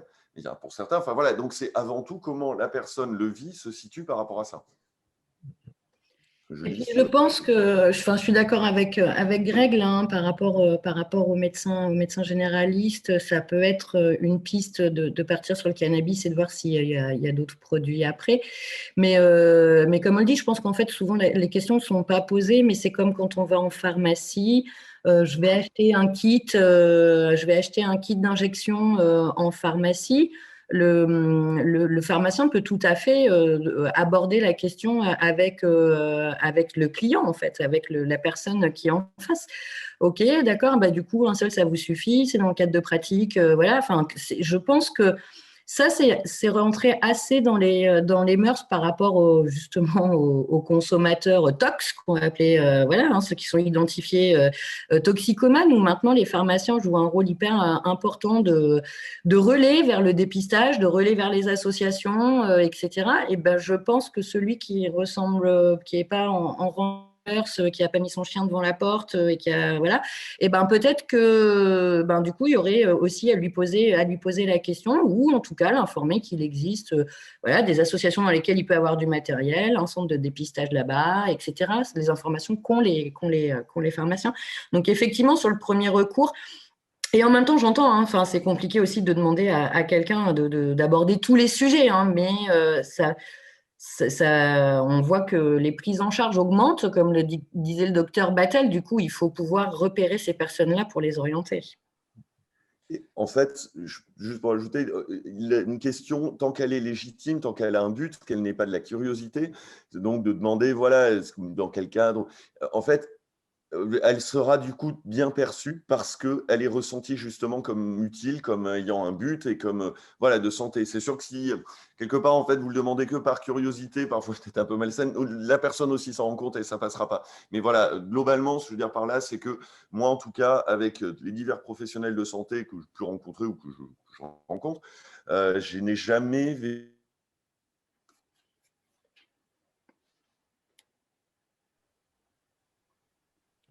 Oui, c'est bon. Parce que ça avait un petit peu coupé. Ouais.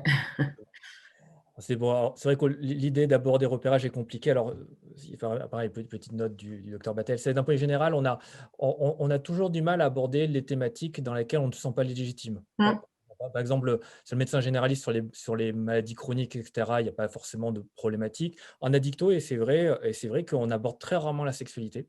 C'est très compliqué. On prend par exemple la méthadone qui, sur le long terme, provoque aussi pour certaines personnes des troubles de l'érection. Et quand les personnes sont stabilisées, travaillent, etc., et commencent à se plaindre, on va dire, enfin, au bout d'un certain temps, on peut avoir aussi une envie d'une vie sexuelle épanouie et qu'on aborde. C'est compliqué de l'aborder, c'est toujours un problème tabou. Et de plus général, tous les sujets tabous sont compliqués. Les substances et l'alcool est tabou, la sexualité et le plaisir en général déjà assez tabou à aborder. Et pourtant, c'est important que le professionnel arrive à s'en saisir et à trouver les portes d'entrée pour en parler. Alors ça, c'est un enjeu, mais déjà la première étape, c'est déjà ce qu'on fait aujourd'hui, c'est quand vous connaissez, pour dialoguer, il faut connaître un peu, avoir quelques connaissances minimales, savoir avoir les bons mots, les bons dialogues, c'est important.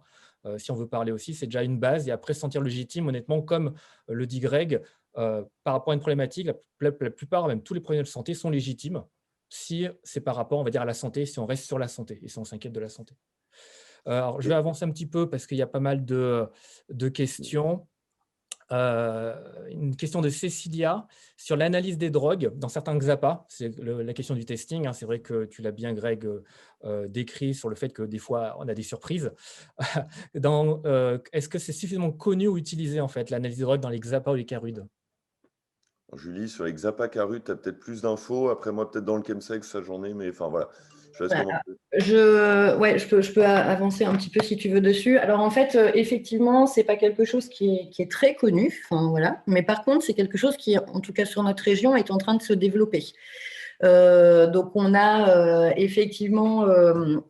Alors pour le nord de la Nouvelle-Aquitaine, les carudes sont portés par Aide et donc disposent d'un spectromètre pour faire de l'analyse de produits. Donc du coup, voilà, les XAPA, je ne pense pas qu'ils en soient équipés. Après, il y a un projet de laboratoire régional qui est en train de se monter entre Aide et le CEID qui est basé à Bordeaux, dont l'objectif est effectivement d'outiller un maximum de structures sur l'analyse de produits. Mais c'est en cours. Mais effectivement, jusque-là, l'analyse de produits, c'est pareil. On l'a réservé principalement aux carudes pour les punks. Et enfin, je caricature quand je dis ça, mais voilà. Et en milieu festif, sur les free parties, etc. Et c'était très peu développé parce que les XAPA carudes n'intervenaient pas forcément en milieu festif ou voilà, en Autriche, ce qui a tendance à se développer. Et effectivement, des partenariats se créent pour pouvoir pallier ça, quoi. Et en fait, voilà, l'analyse dans le chemsex, le problème qu'il y a, donc voilà, c'est déjà d'avoir accès à des ressources. Il y a aussi le réseau Synthèse. Là, c'est plus en cas de souci avec un produit ou de produit inconnu. On peut donc faire une collecte. Voilà, donc Synthèse, c'est un réseau national qui est sous l'égide en fait du Premier ministre. Et donc, c'est un cas particulier où certains d'entre nous, qui est mon cas, on est collecteur. Et donc là, on a le droit légalement de collecter des échantillons de drogue dans un certain cadre pour analyse. Bon, là, l'analyse prend énormément de temps, mais elle est intéressante quand quand il y a eu un souci. Si une personne se retrouve, l'exemple là, hein, j'ai eu il y a quelques mois, une personne qui a fait une crise convulsive sur une prise de 3-MMC, c'était important de pouvoir vérifier si c'était bien de la 3-MMC et quel dosage était, à quel dosage a été, etc. etc.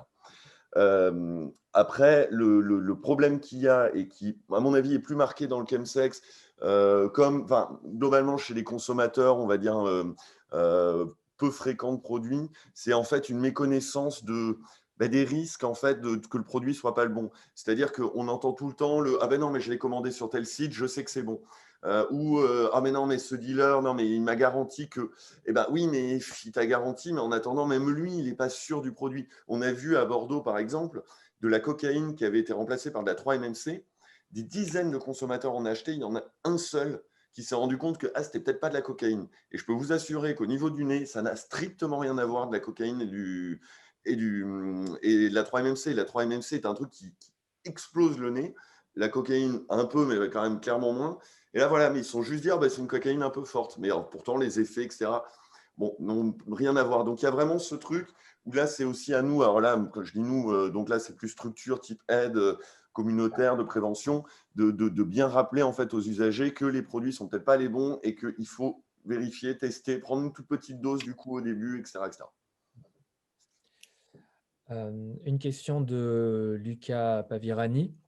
Alors, c'est au niveau, comme on a dit tout à l'heure, qu'il y a peut-être peu d'études, ou du moins peu d'études, du moins pas beaucoup de chiffres et que c'est compliqué. Une question sur, pensez-vous qu'il serait pertinent de faire un questionnaire afin d'évaluer à l'échelle régionale, voire nationale, le nombre de chemsexeurs et les questions, plus que les problématiques, hein, les questions qui se posent, qui en découlent.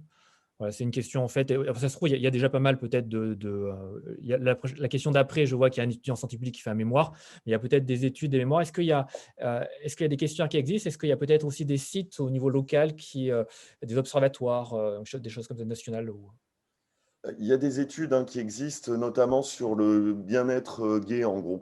Donc, en fait, ce n'est pas lié spécifiquement au chemsex, mais c'est tout un ensemble de questions sur, voilà, alors, est-ce que l'épisode dépressif, alors, mais ça va vraiment de tout à tout, hein. La qualité estimée de la sexualité, des relations sentimentales. Et du coup, il y a les questions de consommation de produits dedans. J'ai bouffé le nom de ces enquêtes, mais il y en a même une qui est européenne, qui est tous les 2 ans. Julie, toi, tu vas peut-être te rappeler du nom, mais voilà, donc c'est des très grosses enquêtes qui permettent, et c'est comme ça qu'on sait le 1 sur 5, c'est déjà au travers de ce type d'enquête. Non, j'ai pas le nom de l'enquête dont tu parles. Après, par contre, on avait invité du coup en septembre des collègues du spot Beaumarchais et du spot Longchamp, et ce sont des spots donc des CJ communautaires, et eux pourront nous donner des chiffres aussi parce qu'ils ont une file active de chemsexeurs assez importante et qui prennent en charge du coup par rapport au dépistage, par rapport à des groupes de parole, par rapport à des rendez-vous sexo, proctologues, etc. Et donc, je pense que eux, de leur fil actif, pourraient tirer quelques données, mais à l'échelle nationale, moi non plus, j'ai pas de données là-dessus. Et mes autres collègues de Corévi non plus. Je pourrais vous retrouver le nom de l'enquête en question dont je parlais. Je retrouverai ça si vous voulez. On pourra l'ajouter peut-être aux éléments. On rajoutera dans les liens envoyés. Donc, question de Jonathan Reynaud, qui est étudiant en santé publique. Donc, il fait un mémoire sur le chemsex. Alors, tu as dit tout à l'heure que d'autres pays européens légalisent. Est-ce qu'il y a d'autres pays européens qui légalisent la 3-MMC ou les caténols en général? Parce que si les Pays-Bas viennent de l'interdire, vers quel pays vont se tourner, à ton avis, les consommateurs, et quels sont peut-être les risques? Et c'est la plus grande question. En fait, c'est bien le problème, c'est que on a aujourd'hui, alors je ne sais pas les réglementations européennes par rapport au catinone. Je sais que les Pays-Bas légalisent. Donc, rappelons que n'importe quel produit est légal tant qu'il n'est pas illégal. Donc, en fait, les Pays-Bas n'interdisent pas la 3-MMC. Jusque-là, je vais te dire 2 mots après pourquoi je dis ça, mais voilà, je crois qu'en Angleterre, c'est possible que non, puisque de ce que j'en sais, il y a des sites de vente en Angleterre. Donc j'ai tendance à penser qu'à partir du moment où il y a un site de vente sur lequel on paie par virement sur un compte bancaire anglais, c'est qu'a priori, il ne doit pas être illégal. Enfin, c'est que ça doit être là-bas légal, ou alors, je ne sais pas leur durée de vie, parce que c'est quand même vraiment pignon sur rue, quoi. Par contre, en fait, ce qui se passe aujourd'hui aux Pays-Bas, c'est que, il y a voilà,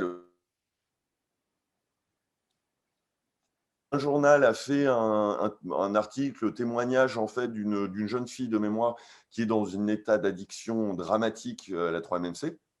Et en fait, d'en parler, hop, d'autres journalistes en ont parlé. Et en fait, à chaque article où ils alertent sur les dangers de la 3-MMC, il y a de plus en plus de consommateurs de 3-MMC.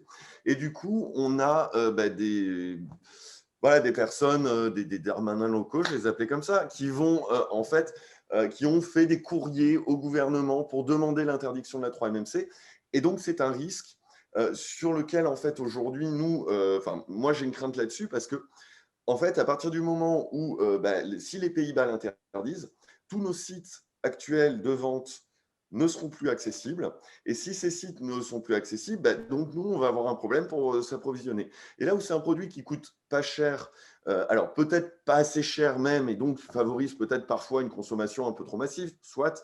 Mais là, on risque d'avoir une. Donc, ça va retrouver, comme pour n'importe quel autre produit, des réseaux criminels, avec donc tout ce que ça implique, hein, un réseau criminel, avec donc des coûts du produit qui vont être de plus ou moins bonne qualité, parce qu'en fait, la plupart d'entre nous aujourd'hui, quand on achète, alors notamment sur Internet, mais même finalement aux dealers de rue, c'est des produits qui ne sont pas coupés, parce qu'en fait, ils sont achetés à 6-10 euros le gramme, au pire donc aux Pays-Bas, et sont revendus 30, 40, 50 euros chez nous. Donc, il n'y a pas besoin de couper, il y a déjà une marge qui est énorme.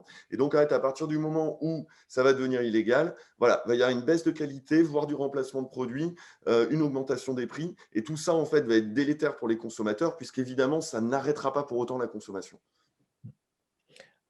L'achat actuellement, c'est surtout sur Internet, au niveau des… Non, alors en fait, pour beaucoup de gens, c'est par Internet. Alors particulièrement quand on est dans des petites villes, voire hors des villes. Là, clairement, voilà. Mais moi, là, ce que je vois sur Bordeaux, il y a des dizaines de dealers hein, aujourd'hui à Bordeaux. Alors, certains, voilà, plus gros que d'autres, dont un qui vient de se faire arrêter il y a quelques jours, voilà, alors, il y en a qui ont vraiment toujours du stock, etc., qui ont pignon sur rue. Et d'autres qui vont être voilà, plus des usagers revendeurs, ils vont commander une certaine quantité, ils vont vendre tant qu'ils en ont, puis quand ils en ont plus, hop.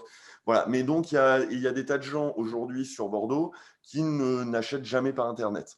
Et si je peux me permettre juste d'ailleurs une petite remarque sur quand vous avez justement des usagers qui ne sont pas français, il faut savoir en fait que là, c'est donc de l'importation d'un produit qui est prohibé. En gros, une personne qui est avec une carte de séjour en France, autant elle se fait contrôler dans la rue avec 3 grammes de 3-MMC dans la poche, bon, oui, bon, elle se prendra une petite claque derrière les oreilles et voilà. Autant par contre, si c'est les douanes qui chopent un colis, là, ça peut être le renouvellement de la carte de séjour qui est un peu compromis. Donc, il faut faire particulièrement attention à ça, alors que quand par contre on est français, oui, bah, ça va être une petite claque derrière les oreilles, une amende, bon voilà, enfin un classique consommateur de drogue, mais pas, on va pas se retrouver en prison, on va pas, enfin, les conséquences ne sont pas les mêmes suivant le statut sur lequel on est dans le pays, quoi. Je veux juste revenir sur la question d'avant, justement, et l'enquête dont on parlait. Je viens de la retrouver parce que ça me disait bien quelque chose. Il y a une présentation des résultats à 17h aujourd'hui en webinaire. Donc, c'est une étude, voilà, je vais vous mettre le lien dans le chat. C'est une étude qui est menée, donc qui est financée par l'ANRS et qui est menée entre les hôpitaux de Marseille et Aide. Et l'objectif est d'avoir les perceptions et les attentes à la fois des chemsexeurs et aussi des soignants pour pouvoir les accompagner dans ça. Donc, je vous mets le lien. Alors, c'est un petit peu au dernier moment, mais j'imagine qu'il sera accessible en replay de toute façon. En ligne, c'est un rapport, en effet, très bien. Ah, ben voilà, c'est parfait, le timing est très bien. En attendant, donc, je vais donc deux petits commentaires de Philippe Battel. Enfin, il y a quelques commentaires, je vais prendre de Philippe Battel. Alors, déjà, c'est vrai qu'actuellement, nous avons peu d'idées du ratio entre usagers anodins, usagers à risque, usagers avec dommages et dépendants. Et c'est vrai, l'idée, c'est compliqué de dire le nombre de personnes qui sont dépendants, pas dépendants, à risque. Il y a une enquête en Angleterre qui rapporte 20% de dépendants à 6 mois de l'expérimentation. Donc, c'est pas mal, hein, 20%.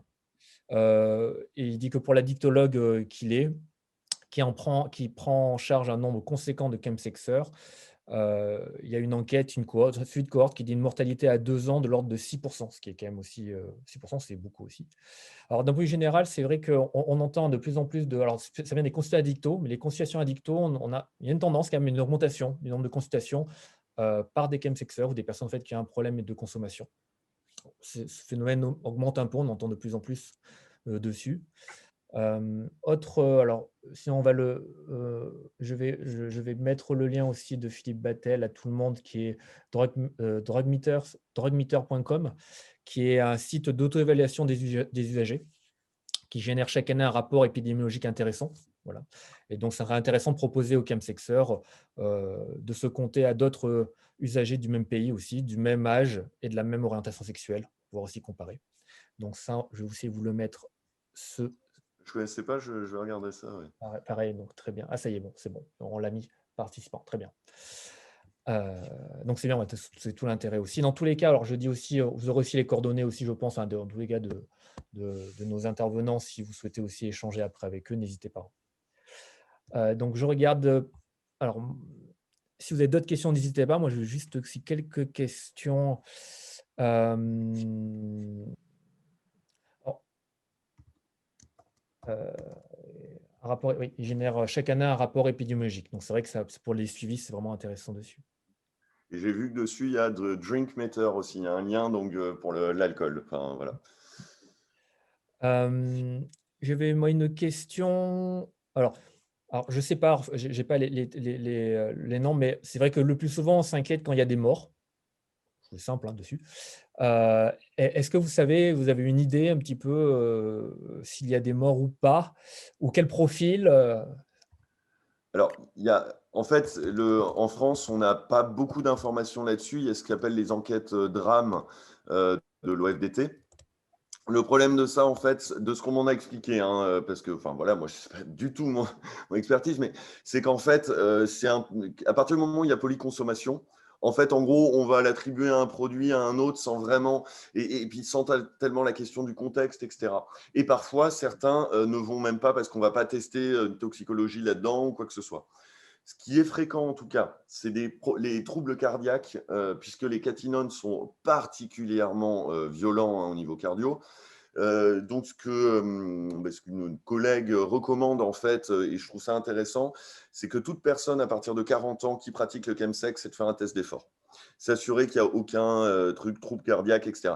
Et toute personne qui a des soucis cardiaques, qu'elle prenne n'importe quelle autre drogue, mais pas des catinones. Clairement, voilà. C'est vrai que ça fait une question dessus. Alors moi, de mémoire, quand j'avais vu euh, le GHB, ouais, jouait un rôle prédominant et Ouais. majeur dans tous les enquêtes restrictives. Alors, le problème de drame, etc., c'est vrai que comme il y a polyconsommation, déjà, c'est compliqué de savoir quelle substance est à l'origine du décès.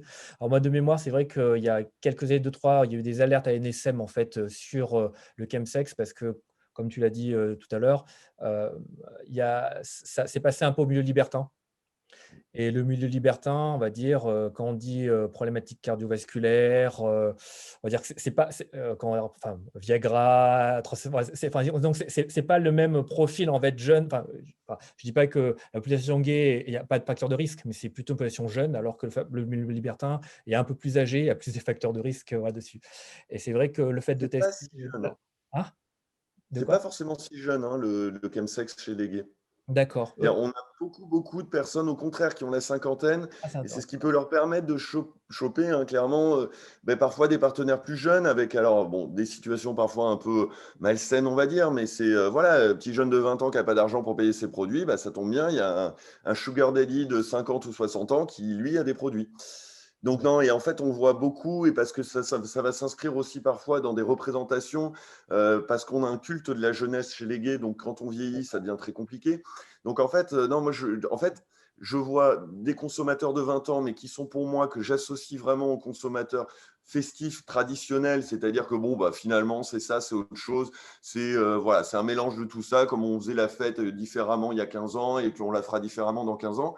Mais c'est beaucoup de 30, 40, 50 ans D'accord. qui aujourd'hui, pour moi, hein, enfin, de ce que je constate moi à Bordeaux, au travers de Aide, etc., c'est voilà, beaucoup de ces âges-là, et avec donc bah ouais, des enjeux spécifiques et ouais, des décès. Et après, comme disait Dr Battel, c'est le GHB, voilà, qui en effet, puisque l'intoxication est très facile, et qui joue là-dessus. Et il y a eu un cas médiatique ces derniers temps, c'est Christophe Romero-Michel, qui est donc donc l'ex-mari de Jean-Luc Romero, qui est décédé voilà, d'une overdose de G, parce que on l'a vu s'endormir, on se dit c'est bon, il fait une sieste. Ouais, non, en fait, il respirait plus. Et ils s'en sont rendus compte, genre 2 heures après. Enfin bon, truc bien dramatique, bien horrible, quoi. D'accord. Après, ça peut être difficile d'avoir ces données. On s'était questionné il y a quelques années pour travailler avec les services de pharmacovigilance et de médecine légale des hôpitaux.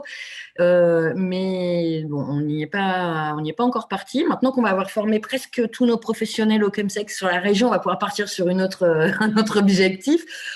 Non, je plaisante, mais c'est vrai que c'est ce qui nous avait traversé l'esprit en se disant, quand il y a décès et s'il y a décès et qu'il y a passage à l'hôpital ou passage, voilà, faut former les gens, faut sensibiliser les gens à ça, qu'ils aillent regarder justement les produits, etc. Et donc peut-être que ça serait une piste pour qu'on puisse avoir quelques chiffres. Sinon, les chiffres, on les connaît parce qu'en fait, ça passe par les réseaux, la communauté en fait, et qui dit tiens, un tel est mort d'une overdose ou voilà. En fait, on est sur du déclaratif et rien de publiable, quoi. Alors, j'ai une question aussi sur l'évolution.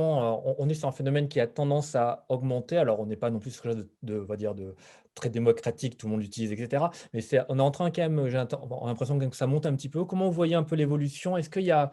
Alors, pareil, si on prend par exemple la cocaïne ou d'autres substances en fait qui étaient beaucoup… Si on prend la cocaïne qui était très utilisée par ce qu'on appelle les CSP+, dans les catégories professionnelles plutôt élevées. D'après ce que tu dis aussi, c'est vrai que dans la population gay ou dans le chemsex en général, c'est vrai qu'il y a beaucoup de personnes qui ont des situations confortables, on va dire, qui ont, on va dire, d'un point de vue qui ont un travail, qui sont plutôt reconnus, etc.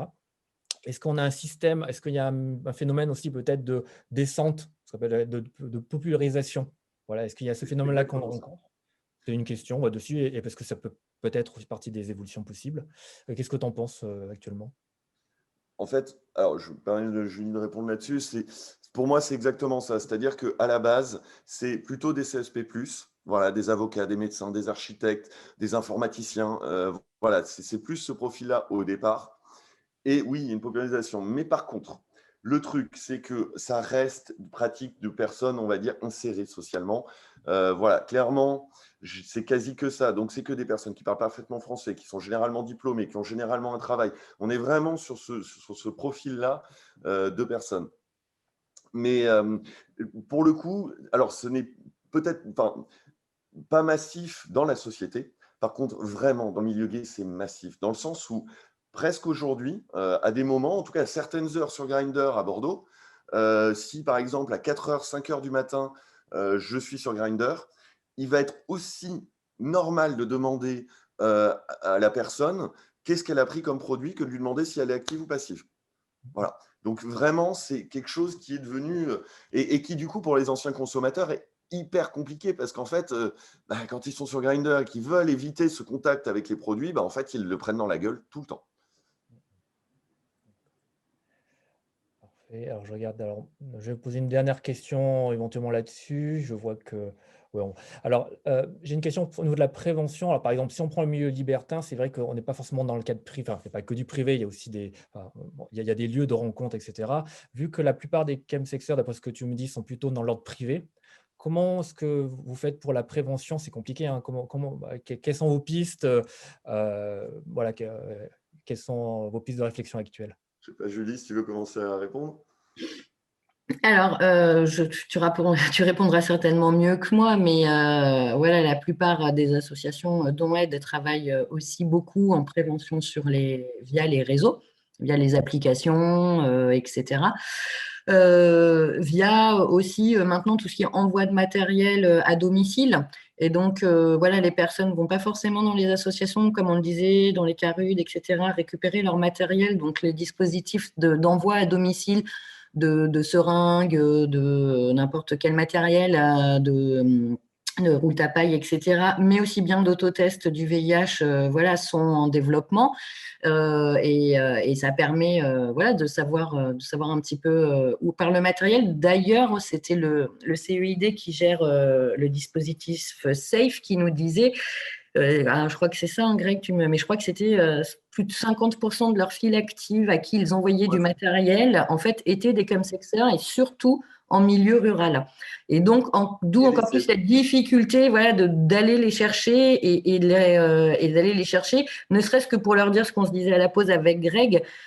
Des prises de risque, il y en aura toujours, mais faites-vous dépister. Faites-vous dépister régulièrement pour que justement il puisse y avoir tout ce travail et ce dépistage pour les IST, le VIH, etc. Mais que maintenant, les gens commençant à être sensibilisés au chemsex puissent s'orienter vers de la dicto, vers du sexo, vers du proctologue, etc. Donc ça, mais c'est une des grandes difficultés. L'éloignement géographique et voilà, loin des structures, loin des réseaux. Donc, c'est un vrai enjeu. Et pour l'instant, on ne sait pas trop comment y répondre. Et voilà, en fait, c'est vachement compliqué parce que c'est dans des lieux privés. Alors, sauf qu'il y a eu un cas, c'est à Nîmes, hein, si je ne dis pas de bêtises. Ça s'appelait, je crois, les Parties-Fines. Et c'était en fait alors un lieu privé, mais qui en devenait public parce que c'était des dizaines de personnes qui étaient là. Et Aide était présent sur place. Alors évidemment pas hein, dans les chambres et autres, mais dans une partie justement plus publique d'accueil, voilà, était présent pour distribuer du matériel, pour faire des entretiens, etc. Le problème qu'il y a avec ça, c'est que donc, alors ça c'est super, et il y a eu un cas à peu près en France où on pouvait donc être présent sur le lieu. Le problème, c'est que ça mettait vachement en danger les militants, parce que concrètement, moi du coup j'ai mes consommations, très bien, elles me vont, super. Le truc, c'est que vous me mettez là, je vais faire un vendredi soir une action là-bas. Il y a au bout d'un moment, hein, c'est classique, hein, sinon du milieu festif par exemple. Hein, pour ceux qui aiment la techno, vous allez faire une action de prévention dans un truc techno. Au bout d'un moment, vous n'avez qu'une envie, c'est de prendre des drogues et de danser, surtout à force d'en parler. Et donc là, c'est exactement la même. Donc il y a une mise en danger des militants. Et après, donc nous, on a cette volonté hein, de faire donc dans des milieux privés des moments de sensibilisation qui peuvent, par exemple, être, parce que certains groupes se retrouvent, commencent par boire un verre avant de passer aux choses sérieuses, entre guillemets. On peut très bien imaginer venir boire un verre avec eux et discuter, donner un peu de matériel, faire un peu le point là-dessus. Mais ce n'est pas évident parce qu'il faut que les personnes aussi acceptent ça, acceptent d'avoir... Parce qu'on est perçu aussi comme ça, comme des relous qui vont venir les brimer, alors que, bon, je ne pense pas que ce soit trop ce que je renvoie, mais enfin, voilà. Et donc, ça, c'est très délicat. Et d'ailleurs, je me permets une parenthèse sur justement le fait de ce truc privé, là, ce qui s'est passé sur l'an dernier, sur le Covid, c'est que quand on prend, par exemple, l'été dernier, où on avait les bars qui étaient ouverts, mais pas les boîtes de nuit, en fait, beaucoup d'entre nous, 2 heures du matin, qui est l'heure souvent de fermeture des bars le soir, c'est trop tôt pour aller se coucher. Et donc avant, on allait en boîte, on allait dans des bars associatifs, on allait à droite à gauche, et souvent on réévaluait la situation à 6 heures du matin quand ça fermait, et souvent là, il y avait quand même l'envie de dormir. Sauf qu'en fait, là, cette fois-ci, on se retrouvait dans des appartements, et en fait, dans les appartements, il n'y a pas d'heure de fin, et là, c'est des drogues, etc., donc parfois du chemsex, et donc, en fait, le fait que ça devient, entre guillemets, interminable, puisque ça va être encore jusqu'au lendemain, voire au surlendemain. Donc ça, c'est aussi des enjeux particuliers. Et voilà. Et dernière petite chose, c'est sur l'ARLI, parce qu'on n'en a pas parlé. Donc l'ARLI, c'est l'accompagnement et l'éducation aux risques liés à l'injection. Donc concrètement, c'est de l'accompagnement à l'injection. C'est donc par des personnes formées, bon, il y a tout un contexte, mais en gros, on va accompagner une personne à s'injecter et elle va pouvoir s'injecter en fait devant nous, devant un militant. Elle peut s'injecter des produits, c'est légal dans ce cadre-là, et elle va pouvoir, voilà. Et en fait, l'idée, c'est, bon, donc, ça se fait en plusieurs étapes, il y a un protocole, et l'idée, c'est vraiment d'amener avec la personne, d'améliorer sa pratique en fonction de ses objectifs, puisqu'on est toujours en fonction de ce que veut la personne. Mais voilà, donc de sécuriser sa manière de faire, etc. etc. Et c'est quelque chose, nous, en tout cas, pour Aide à Bordeaux, on est en train de créer un projet d'ARLI véritablement spécifique chemsex. Voilà. Parfait, parfait. Il est 16 heures, je vois. Merci. Merci. Alors, je veux remercier déjà tout le monde, tous les spectateurs d'être là. Merci encore à Greg et à Jules d'avoir accepté d'échanger sur ce sujet passionnant. Merci beaucoup. Un petit mot aussi, n'hésitez pas à remplir le questionnaire d'évaluation aussi pour la suite. Et écoutez, je vous souhaite bonne continuation à tous. Et puis, je vous dis à bientôt. Donc, pour la prochaine fois, pour nos téléspectateurs, le prochain, c'est addiction et compétences psychosociales au mois de juillet. Voilà. Merci, on vous enverra aussi tout ce qu'on a cité aujourd'hui la semaine prochaine. Au revoir. Merci, au revoir. Merci. Voilà, parfait. Bon, on vous remercie, etc. C'est très bien. Bon, ça s'est bien passé, mais bon, on attend que les personnes sont bons, mais j'espère. C'est là où c'est vrai que Teams n'avait pas prévu forcément de fermer le panel, par exemple, pour juste après débriefer avec les intervenants, c'est Mm. intéressant. Mm. T'as pas de fonctionnalité là pour mettre les gens dehors? Ah non, tu nous mets tous dehors, je crois, si tu fais ça, c'est ça? C'est exactement ça un peu dessus. Euh, je vais, après les personnes s'en vont, les gens remercient, mais je pense que les gens sont plutôt contents. On va essayer.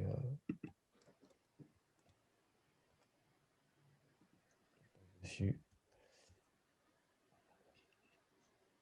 Ah si, je peux en enlever là.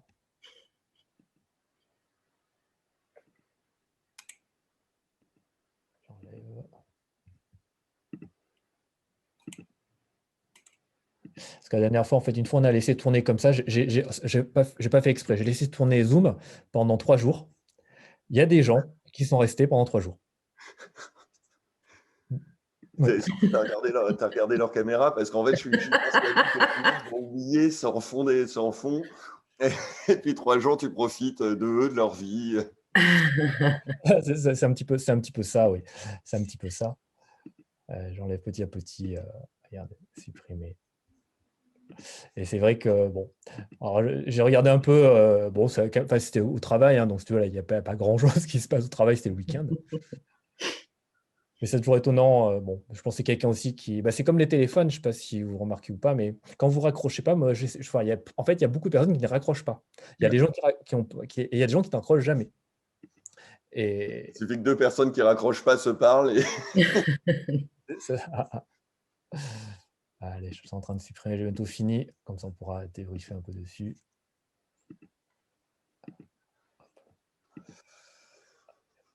Et alors je pense, alors on est une cinquantaine de spectateurs, on a une tendance actuelle, je pense, puisqu'on fait, vu qu'on fait beaucoup de replay, Ouais. les gens en fait basculent sur le replay de plus en plus. Mm.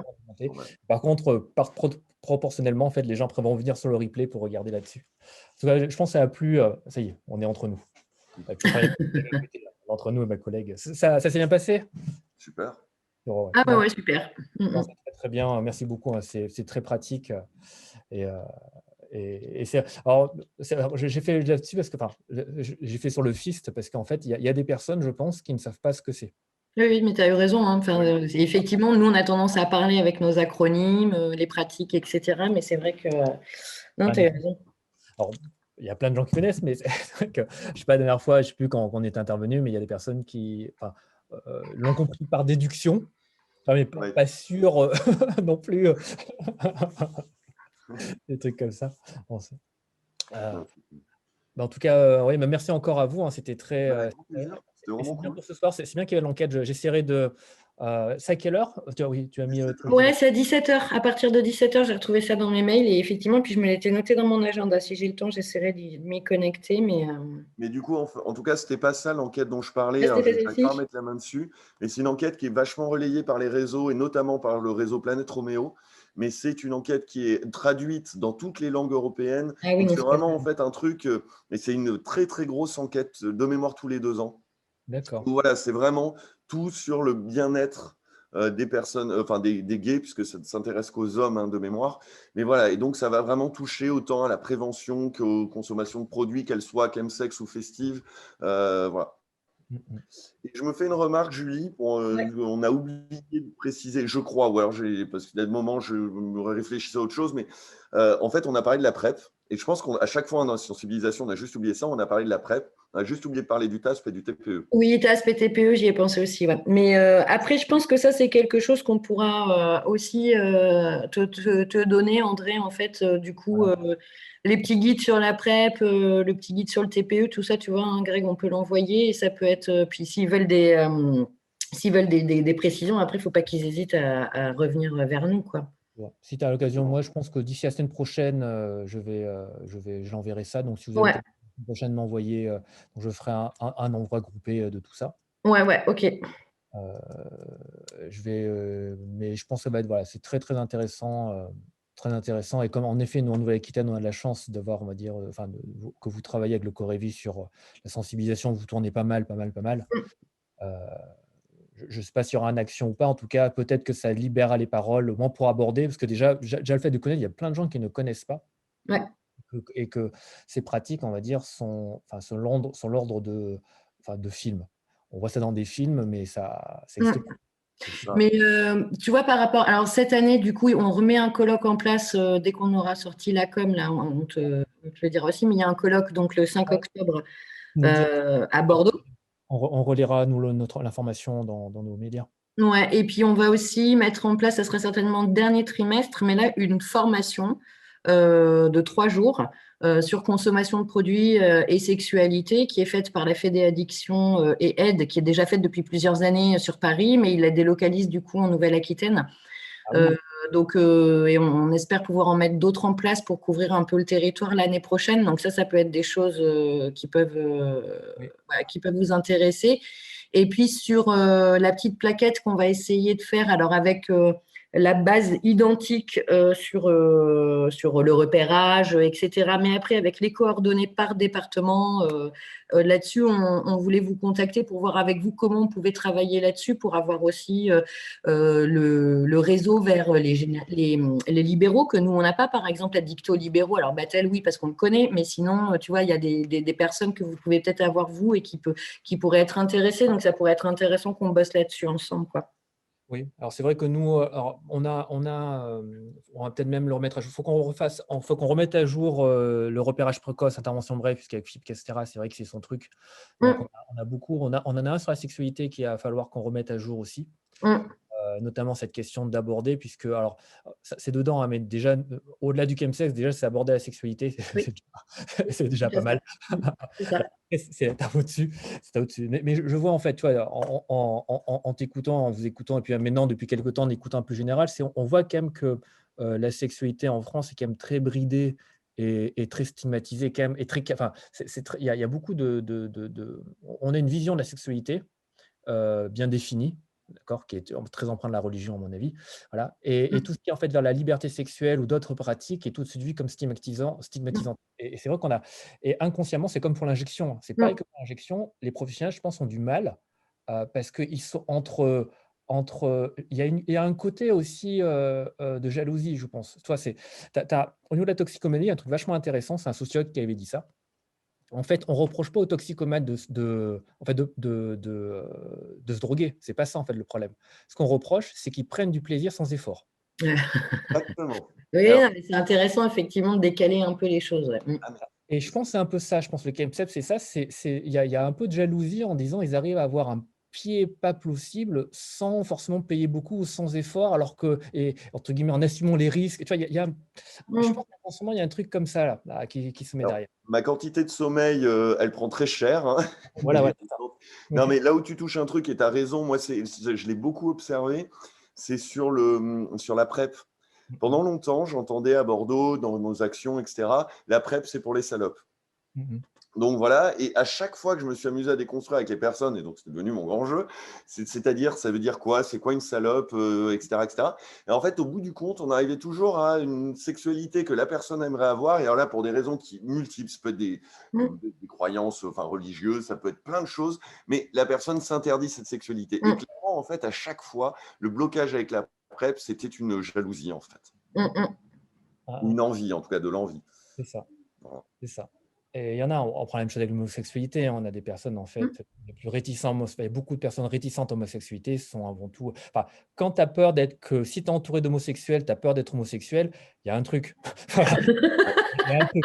Voilà, tu te dis, Bah, exactement, merci.